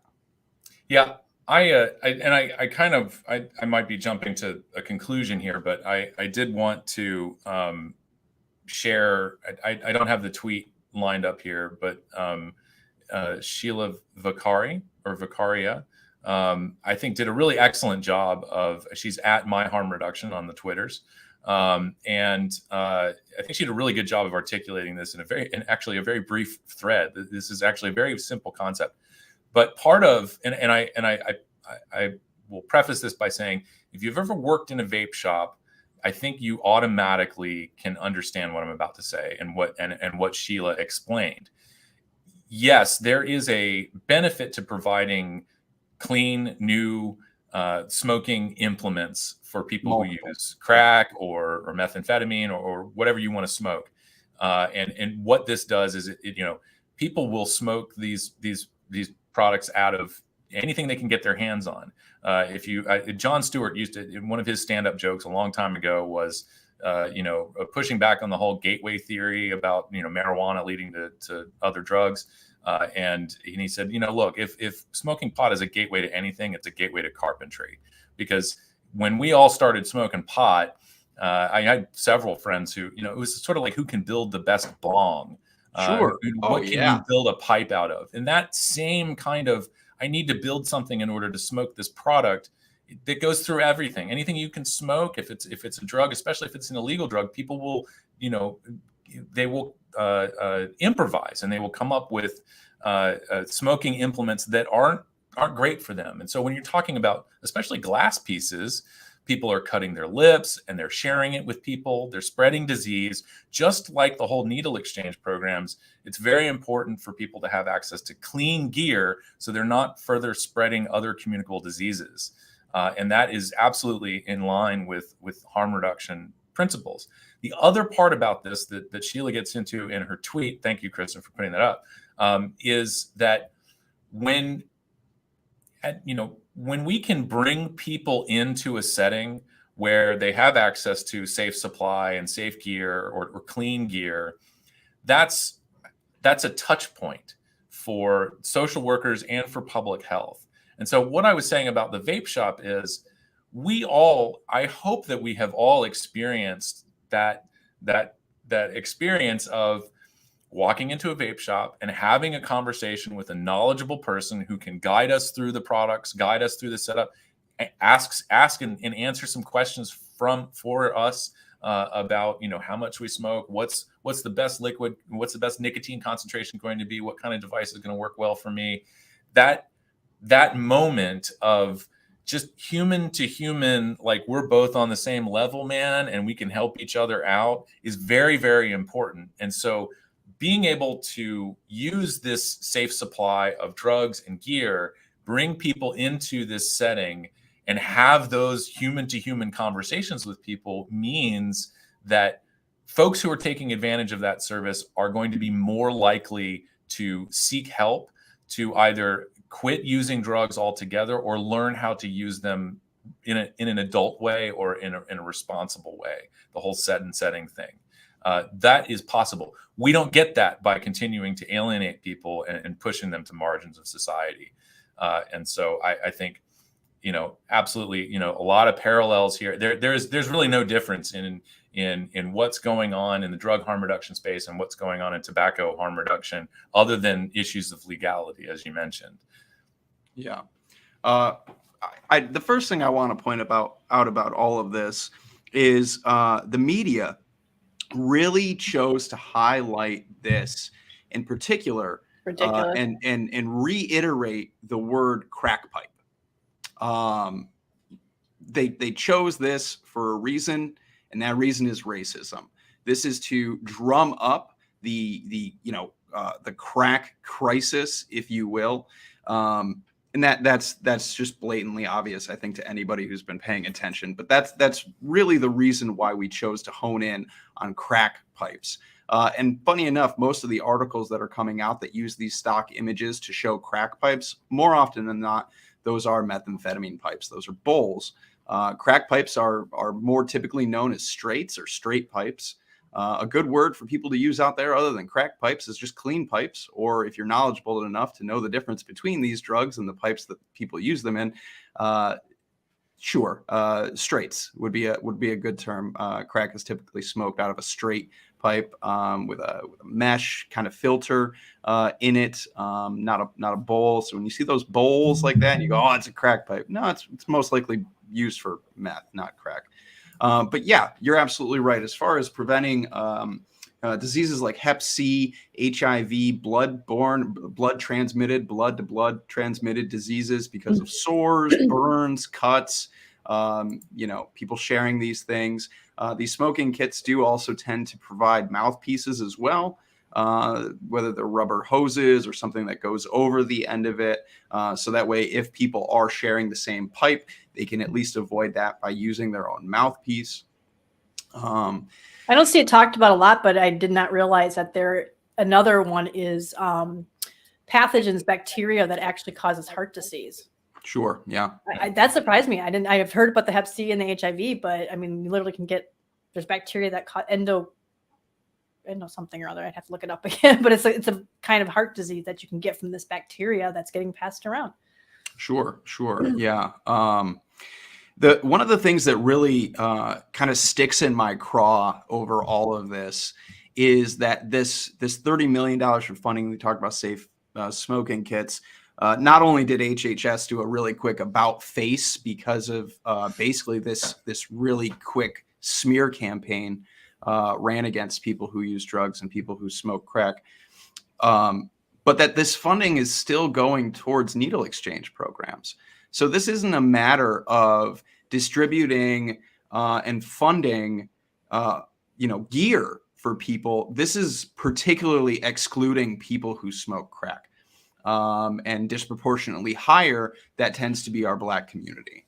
So this is a direct shot. This is a direct shot at the Black community at large. This is really a matter of racism here at the end of the day. Another thing that not only does providing these clean pipes to people do, just like with needle exchange programs, when people come in to get their gear, they're also at a place where they can, get access to or receive information about treatment services and other services, healthcare that they can get access to that they wouldn't otherwise, especially people who are, if you've been stigmatized to the point where you don't want to go actively seek healthcare because you're in fear of being criminalized because of your drug use, you're not going to go to other places that are going to provide you with this information and this kind of help. Harm reduction services are going to provide you with that kind of help and that kind of information as well. There was another point I wanted to make. Oh, smoking tends to be, as far as routes of administration for drugs are concerned, safer than injecting. Another thing that providing people with pipes does is to encourage people to smoke as opposed to inject. And it's a much safer route of administration as far as how people use drugs. There are other types of pipes out there that are more specific towards things like heroin as well. So yeah, clean, sterile, non-broken gear, things like this are absolutely harm reduction, and they are crucial to getting people into a better place. No matter what, any positive change in someone's life, especially regarding drug use, should be celebrated. So somebody switching from, something as simple as someone switching from, dented, beat down, punctured Coca-Cola cans to using a clean and sterile pipe and mouthpiece and all of this is absolutely harm reduction. And it's crucial right now, especially right now in the midst of an overdose crisis where we've lost over 100,000 Americans in the last year. That's just Americans. That's just this country. The overdose crisis is worldwide. So So striking these things out is really it's really heartbreaking from HHS. But I don't think a lot of people who are familiar with HHS and their deep love for harm reduction are surprised by any of this, you know. And I mean, did they really even, because it wasn't really specified what had to be in the kits. There was a list of things that could be. And that's why they were able to do this really quickly and just say, without question, saying, no, these were never intended to contain this. But typically, if you were to go to any harm reduction service that's providing, safer smoking kits, they include pipes. Yeah, for smoking kits. Yeah. Yeah. Well, if you guys go check my Twitter at _Marsh, I'm having a long discussion. Actually, I think it's under Logan's. Look at his. It might be. I left that conversation a long time ago. Poor Logan's getting all these notifications because I've been going back and forth with somebody on the thread who is saying that handing out clean pipes is not harm reduction, and that for us as tobacco harm reductionists to support this sort of thing, we're crying wolf, and it's making us less credible because we support that, because it's not real harm reduction, because vaping reduces 95% of the harm, which unfortunately he doesn't understand what that 5% actually means, and I could hook him up with Carl Phillips to fill him in on it, but he doesn't understand that. But because vaping reduces or removes the main part of the harm, and it's his contention that the main part of doing crack is doing crack. And I've tried everything, and I'm saying he, it could be a she. I'm assuming by the name it's a he, and I apologize if they watch the show later on and said I'm a she. And I've gone back and forth with them trying to explain that this is not. It's like with vaping, that vaping is reducing the harm from the delivery system. It's not reducing the harm of nicotine, because nicotine doesn't have much of a harm. And his point is, well, crack does have harm. And when I've asked back, well, what kind of harm does it have besides being addicted? Skip says, did you see Helen Redmond's tweet that the services that hand out supplies to keep people using drugs safer should also be handing out vapor kits for those who smoke? I don't think maybe I did see that one. I saw that. I didn't mean to throw that up there to interrupt you. I just I wanted to get it before it went away so that we could at least acknowledge it. But the thing is that this whole attitude that it's not reducing enough harm, that's what it seems to be that he's saying, is that, well, this is ancillary harm. This is not ancillary harm. This is not the main harm. It's not reducing the main harm. So thereby, it means that you're not getting a net harm reduction. You're not getting a real benefit from it. And no matter what I've thrown at him, I've said, look, 1 in 10 new HIV cases are from people using illicit drugs. 1 in 3 of Hep C cases, or Hep C deaths, is from, not having clean supplies. 50% of HIV Hep C combined cases, again, are linked back to drug use. So, from the delivery, from these things happening, and now most of this is going to be from needles, but that's the same philosophy in my mind. He's just arguing about the pipe, and I've tried to say, well, do you really think that people, if you don't give them a clean crack pipe, they're not going to do crack? I mean, I don't, and it turns out that he actually was addicted to crack, and he was saying that his mom gave him money, and she thought maybe that would keep him from robbing things or whatever instead. And I'm like, well, that's a completely different thing. And I tried to ask him, well, did not having access to a clean crack pipe keep you from doing crack? You're still not reduced. You're choosing between zero harm reduction or reducing the harm of something's associated with the addiction, even though you're not getting rid of the complete addiction. And he just was not getting this. And I was going to try to, I don't know if he's answered me yet or not, but I had said to him, do you think that, and he really thinks that we're harming tobacco harm reduction by supporting this. And I, you know, and so I said, well, do you think seatbelts are a valid thing to call harm reduction? And he kind of got snarky with me and stuff. And where I was going with that was that, you know, his contention that, well, 95% of the harm is, you know, you're addressing the actual thing that causes the harm with vaping, and you're not doing that. Yeah, but so does gums and lozenges and all of these other products as well. You know, it's. And so, you know, I was going to say to him, well, seatbelts only reduce about 45% of the deaths caused by cars. You know, the risk. I mean, it's only 45%. It's not 95%. It's most people think it's like a lot more than that, but it's only 45%. Yeah. And seatbelts do not do anything about the underlying cause of people distracted driving, looking at their phones, or drinking alcohol and drunk driving. It doesn't do anything to stop that cause, the worst behavior, the thing that actually causes the accidents, which is the worst thing.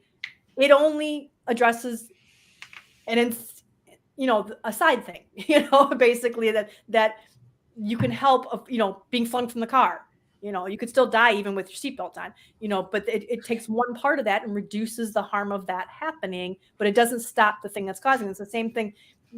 Harm reduction he's basically saying it needs to be abstinence, and he doesn't understand why this is actually bad. He's actually supporting anti-THR stuff by doing this. And one of the things that I was going to point out was this article that is also in our blog post this week was I don't know how to pronounce her name, but Ella over at Business World Online, I think it is. She starts off so well. She's talking about harm reduction or harm promotion, prostitution, drugs, and the nicotine addiction. And she goes into how harm reduction is great. And it's so funny because she actually supports needles, you know, clean needles and things like that, and says this is good. This is real harm reduction. This is what we should be doing it. Sex work, prostitution, decriminalizing things. If you get down here, you know, and she lives in the Philippines where, you know, you could end up dying in prison just from being addicted to something or being caught with something. I mean, it's crazy. It's because she says because of, I don't know how to say his name, the president. Duarte. It is Duarte? I believe it's Duarte. Duterte. Oh yeah. Duterte. I am sharing my screen right now, right? And it says she's talking about how the war against drugs has turned into a war against the poor. Most civilians killed or targeted in anti-drug operations come from poor families. He's acknowledged that, you know, he hasn't solved the drug problem. A harm reduction strategy would have recognized that drug use could not be eliminated, and the important and realistic goal would have been to substantially reduce the harm from drug abuse. This could be done by having good healthcare and treatment facilities, having access to safer alternatives, for example, giving clean and safe needles to those already hooked on opioids. Okay, so here is somebody who supports kind of what I was trying to tell this guy, but still, even doing that, even with that, she still comes back and talks about, and I pulled this quote out here, she talks about a verified study says that these provisions in the bill, because they were trying to pass that vaping bill, have the intention of enticing the non-smokers, especially the youth, to purchase and vape products. For instance, e-juices and vapes sold online are categorized under toys, games, and collectibles. Section on e-commerce websites. Another indication that vaping is mainly targeted to non-smokers is the fact that some of these e-juice flavors, such as bubblegum, marshmallow, and Yakult, which must be a Filipino flavor, are being advertised as beginner-friendly. Recall that the harm reduction is meant to minimize. She's making the same argument, and I'm hoping he's going to watch this because she is making the same argument against vapes that he's making against crack pipes. Okay. Recall that harm reduction is meant to minimize adverse effects, and in this case, those associated with nicotine addiction. Introducing vaping to non-smokers or enticing them to do so cannot be called harm reduction. Vaping-related injuries are well documented. She goes with Evali.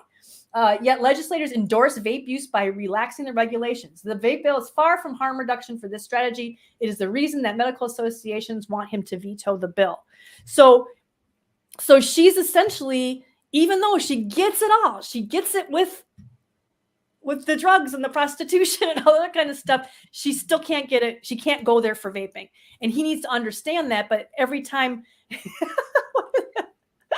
That's right? my take on It's that karma. article. It really is. Yeah, it's funny. But yeah, so we need to understand that supporting this kind of harm reduction for things like crack pipes and stuff like that is not undermining THR. If anything, by not supporting it, you're undermining THR because you're supporting positions like hers, where she gets all the rest of it. And unfortunately, a lot of other, harm reduction people in the drug sphere, the non-nicotine drug sphere, kind of go along that way too. But they're coming around. But that's the way she sees it. She still hears EVALI. She looks at the risk of and that's the point I try to make with him too, is like eventually, if everybody quits smoking with vaping and nobody buys cigarettes anymore because they want to vape, well, now you've got people who have that 5% risk from vaping who never smoked. Where's the harm reduction?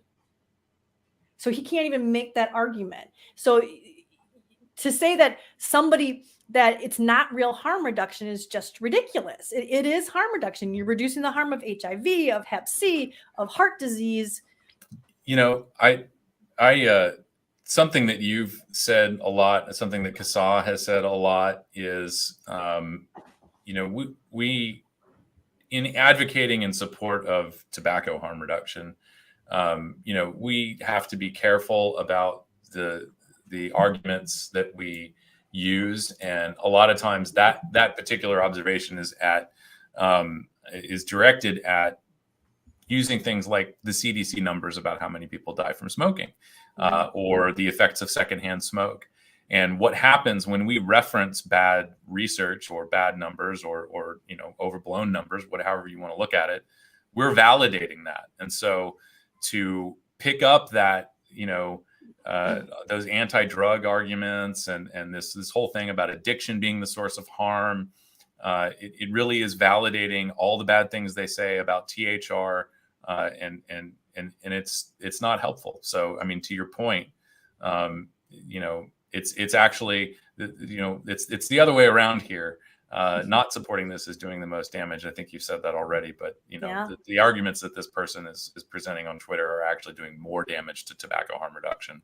Yeah, and he just doesn't get it. And I did, and I saw that he sort of went and looked at my account and started making comments about where I live and stuff like that. And I live in a rural area where hands. What's that? I think you got a troll on your hands. Yeah, I don't know, but well, I mean, he admitted that he had done crack himself, and I think he's kind of got that I quit smoking sort of thing that you see in people who quit smoking, and they end up hating on smokers and smoking and big tobacco and blaming other people. And I kind of snuck a peek at his account to see what kind of stuff he was tweeting. He's very, like you said about the right wing, or no, did Logan, kind of that right wing attitude. And so that didn't surprise me then. But the fact that he himself had been a meth addict, I was like, oh, okay, well, and getting money from your mom is not the same thing as getting a clean pipe. Getting money from your mom, might keep you from robbing something, but it's not going to keep you from doing the drug. But the point isn't, the whole point of vaping, we get this all the time from people saying, and then there's another tweet that I shared with the Kasa thing where it was somebody in Kenya who was saying switching isn't quitting. Mm-hmm. And I went on, yes, it is, and it's all about the addiction. And, I think there was two this week. There's a lot of that around. But it was a doctor who said, the addiction, you're just swapping one, addictive substance for another. And that's what they see with us. And so for you to turn around and say, well, giving him a crack pipe isn't eliminating the addiction. Now you're talking about abstinence. You're not, oh, that's what she said. She said the best harm reduction was quitting everything. It's like, that's not harm reduction, that's abstinence. And it's the same thing people are saying. And that's something I think I left it with him, asking him, well, what would you consider a harm reduction thing for crack, for smoking crack? What would you consider harm reduction for smoking crack? And I'm willing to bet, I haven't checked, but I'm willing to bet he came back with, well, quitting, or getting him therapy, or, getting him into rehab. That's mandatory rehabilitation. Yeah, that's abstinence. That is not harm reduction. That's not, you're not talking about harm reduction. I read a really great quote the other day that said something along the lines of, harm reduction includes abstinence, but abstinence does not include harm reduction. And abstinence works for a lot of people. There are a lot of people who that's their best bet. But that's not everybody. Your truth is not the universal truth. And I think that's something that a lot of people need to remember. And harm reduction in itself is radical love for each other, for people in general. And I think harm reduction is just an incredibly beautiful thing. A few key points that I do want people to think about here is crack and cocaine are the same drug. They are literally the same molecule. They are taken differently. Powdered cocaine tends to be snorted. Crack cocaine tends to be smoked. One of the biggest differences here, though, at least in this country, is the difference in our criminal system around these two substances. And the Our current demographic. president was instrumental in writing some of those harsh, terribly draconian drug laws around the difference in crack and powdered cocaine, even though both blacks, whites, and people of every background tend to use drugs, including cocaine, at the same rates. The laws were written, at least initially. Obama did do some work to drop those differences, but it was originally 100 to 1 as far as concerning 1 gram. Penalty for 1 gram of cocaine would be the penalty for 100 grams of crack cocaine. There's a little more nuance there than I'm able to describe. It was fear-mongering. It was I'm not reefer great madness at the type. number side of this, but there's disproportionately a massive difference in the way that we charge people for essentially the exact same drug. And yes, this was absolutely used against communities of color who were hit harder by the crack crisis. And that's not because blacks and whites use them at different rates. It simply was to effectively, incarcerate more black people.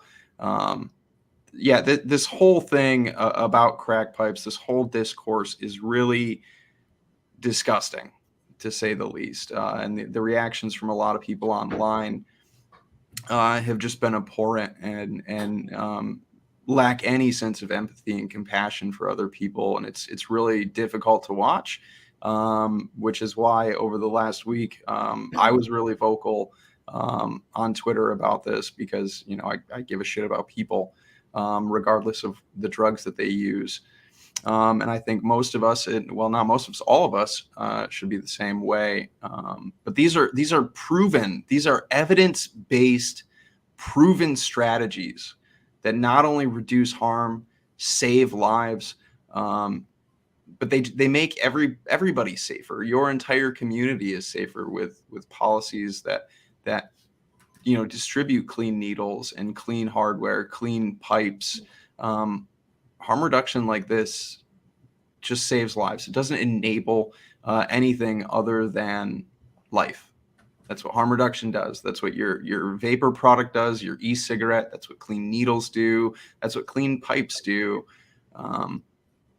It's been a really tough week watching people hate people, because that's what this comes down to. This isn't,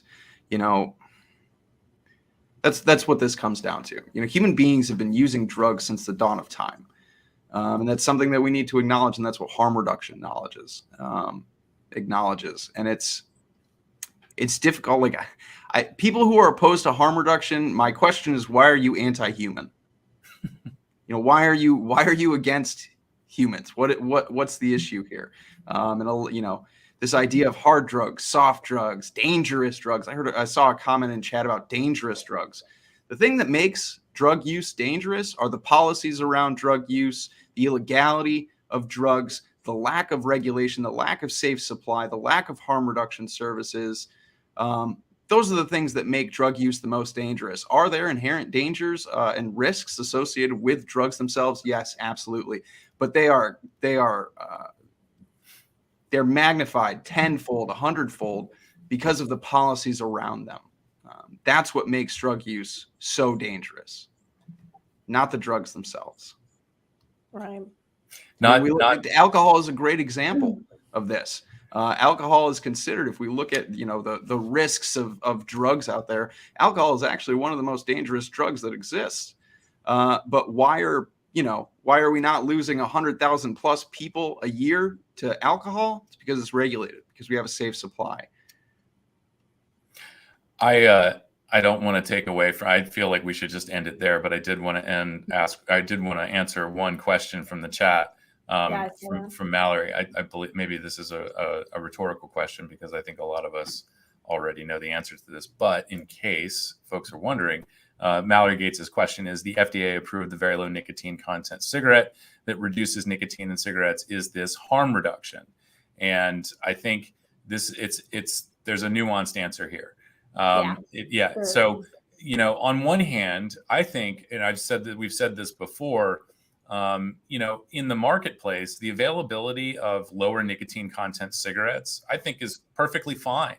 If people who smoke want to switch, if they understand how nicotine works and understand that they can reduce their consumption and maybe reduce their dependence, and still get the cigarette experience that they enjoy, absolutely, I think people should have that access to lower nicotine content cigarettes. But what the FDA is doing, this authorization, is part of a paternalistic, top-down intervention, coercive intervention, that will force all cigarettes to be minimally or non-addictive in terms of the nicotine content in them. Laying the groundwork. So it's in the context of what FDA is seeking to do. No, it is not harm reduction.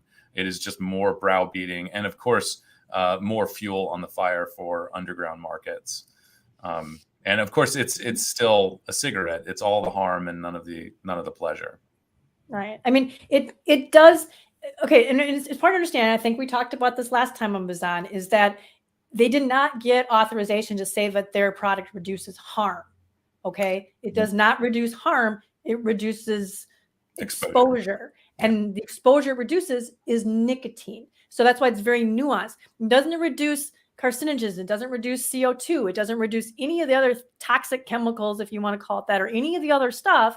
It just reduces exposure to nicotine. So that's not harm reduction. That's reduced exposure. Now, they claim that by people using these,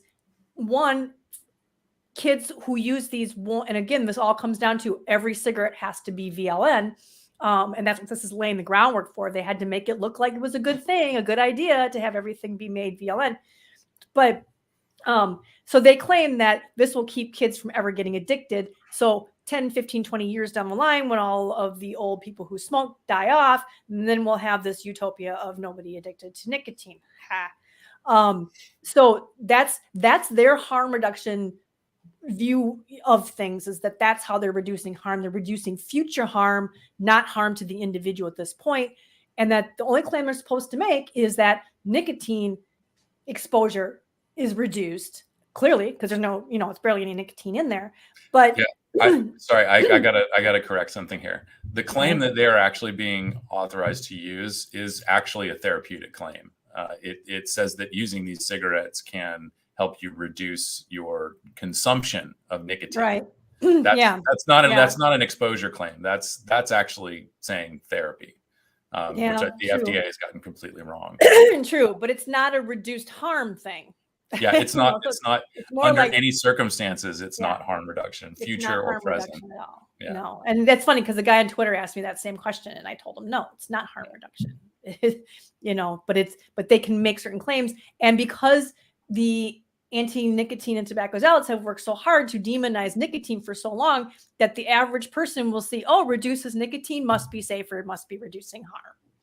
It's going to be an unspoken thing. They don't even have to say it, and they know it. They know darn well people will think that that's what the case is, and they're banking on that, in my opinion. But yeah, I don't know. Labwork's saying he doesn't see it that way. I'm not sure what that was in response to. I think it was in response to saying that some people might be able to use it to get off of smoking with. It's about the time that it came up. No, I think the sort of the scenario I've set up before was sort of like how in vaping we have an option of nicotine strengths. I think if we had a similar setup like that with cigarettes, I think that would be beneficial. But I'm probably we may be in a little bit more agreement than I've done it justice here. It's just that, I think if people understood more about the risks associated with nicotine, and instead of thinking of it as nicotine, the source of harm, I think people may be, if we allow people, if we give people the information to make those decisions about nicotine content in their cigarettes, then I think it's possible for people to say, okay, I'm smoking a really high nicotine content cigarette, but I want to reduce, I'm going to make a conscious effort to reduce my dependence or addiction on cigarettes. I can't say, because I didn't have that opportunity when I was smoking. I just had, my one nicotine strength Cools. But I imagine that people may be able to choose lower nicotine content in cigarettes and get closer. It might, that might provide a pathway for people to start using NRT, or it might make transitioning to vaping a little bit easier for people. Of course, products have evolved a lot since 2013. By the way, this weekend marks my 9 years being smoke free. Actually, I think yesterday was the official 9-year mark. So, when I switched to vaping, I was still using nicotine gum because the cigalikes weren't doing it for me. Right. I had to keep using NRT in order to stay off of cigarettes to get the nicotine content I was accustomed to. And really, this is, I also acknowledge, there are other things about cigarettes that are very or addictive or habit forming, things that keep us coming back to cigarettes. So obviously it doesn't take care of any of that, but I do think that there is I think there's something there. I really wish research would look into that, because, unfortunately, because of the laws that we have, cigarette makers aren't actually allowed to state the level of nicotine in their cigarettes, because it's been twisted and turned into this thing because of everybody's misperceptions about the harm or risk associated with nicotine. Stating the nicotine content in cigarettes was viewed as making a modified risk claim. The irony. So yeah, and I mean, so here we are again, and it's a big mess. But I'm happy to entertain the disagreement on my thoughts on this, and like I said, I'm just sort of shooting from the hip here a little bit. I think it would be acceptable from a harm reduction standpoint just to give people that information, give people that opportunity to choose cigarettes with lower nicotine content. And those may be people who are motivated or inspired to try to quit. And I think that would be a positive thing. But the top-down mandate, that's not going to work.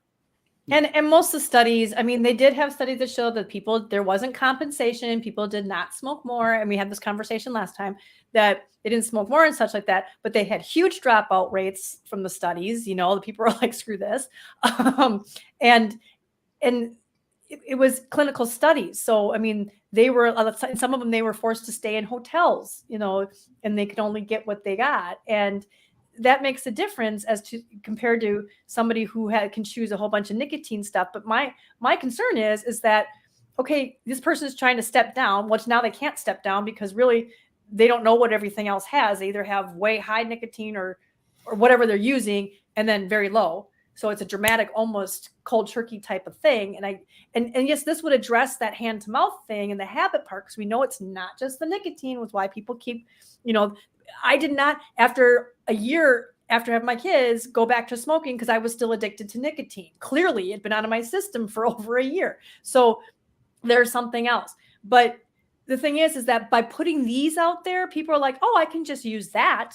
I can just keep smoking for another year, this low nicotine stuff, to help me get off the nicotine, instead of doing something like switching to vaping, which immediately takes away the risk, and they can still do a step down and know what's in the amounts that they're stepping down to. So this is diverting those people to possibly smoking instead. It may help the few people like my husband, who vaping at first, he had to use snus, and vaping at first didn't work for him completely.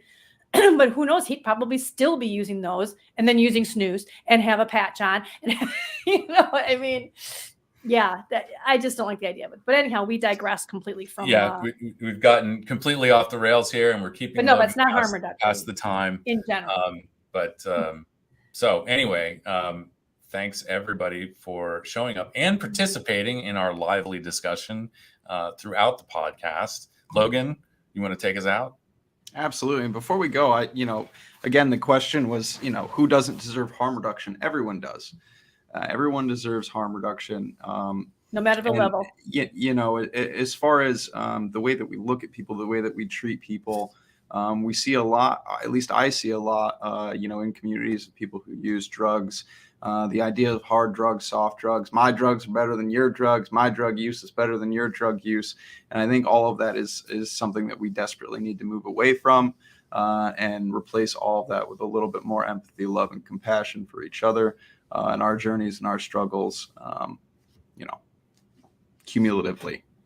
So yes, we all deserve harm reduction, regardless of your bias or your views, towards drug use and people who use drugs. So yes, thank you everybody who showed up, hung out with us today. We appreciate you. And thanks to, shouting out the replay crew already right here, right out of the gate. Thank you. If you tuned in on the replay, you are equally awesome. If you have not yet joined CASA, please do. It's absolutely free. Becoming a member costs you $0.00. You can sign up for all of the amazing calls to action and things like that we put out. Check out Kristin's blog that she works hard on every week, where the vast majority of the things that we talk about on this show, or you can find links to all the articles and things like that. And while you're on that site and you want to get some cool swag, Danielle Jones has made some incredibly awesome new merch that you can check out, which is a great way outside of donating to CASA to support CASA and our mission. The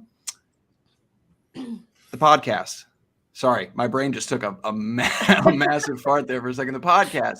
This show does get turned into an audio-only podcast and uploaded all over the place, so you can check it out.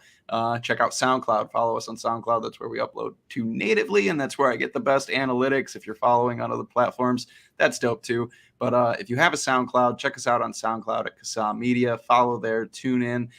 There is 2 versions that I release every week because I do all the cool, fancy audio editing things. There's a shorter version with just the legislative rundown. Alex giving us all the need to know good information in case you got one of those quick commutes. You just need to know what's going on.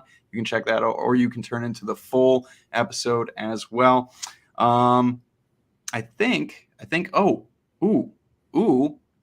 Wednesday. This Wednesday, you guys, is the first CASA Twitter Space.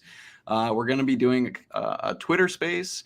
For people that don't know what Twitter spaces are, if you're on Twitter, it's those weird things that come up in purple, like at the top of your app and your screen when people's their profile pictures have purple. It's basically like a live listening session. So we'll have some speakers. There's not a whole lot of engagement directly that you as a listener can do other than like some emojis and tuning in. But what you get is to listen to a good informational conversation that's going to be a little less formal and formatted than this show will be. But that will be our first one this Wednesday. Alex, I believe we decided at 7 p.m. Eastern. Sure. I think that's the time slot we're going for. And these are most likely, that may fluctuate, change depending on, audience and participation, engagement, things like that. But I believe we're looking at doing kind of a bi-weekly sort of Twitter space thing. But this Wednesday, 7 p.m. will be our first Twitter space. And we hope that all of you guys didn't tell me about this. Ooh, Kristin, this is dropping the bombshell on you right now. Cool. You didn't tell me. You guys gonna need to give me the time and stuff. I mean, I knew it was coming up, but I didn't know it was coming up this Wednesday. It's like, oh, okay. We figured it out in a meeting yesterday. I was part of that, and and 7 o'clock on Wednesday was still a surprise to me. So, okay. I was there when it was decided. I was there, and I'm like, I was there mentally and physically. Janine says it's a great format. Listening enables me to not be distracted. Yeah, fantastic. Either way, that's this week, and again, some of that is subject to change depending on how it goes and what it what works for everybody along the way. This coming Wednesday. this coming On this Wednesday. coming Yeah, Wednesday, yes. not this Wednesday, as in Oh. literally this week, the Wednesday that already happened, but the Wednesday that is quickly approaching us. Right. Other than that, 4 days. I believe we're all here next week. I don't think we have anybody out next week as far as this panel is concerned. So we'll be back next week, 4:30 p.m. Eastern, 1:30 over on the other coast. You guys got to do your Google foo and do some maths to figure out anywhere else. Otherwise, I think that's going to do it for us this week, everybody. Be excellent to each other. Embrace that compassion. Show some love for your fellow man. Remember, harm reduction is radical love, and we are all deserving of it. That's all I've got for this week.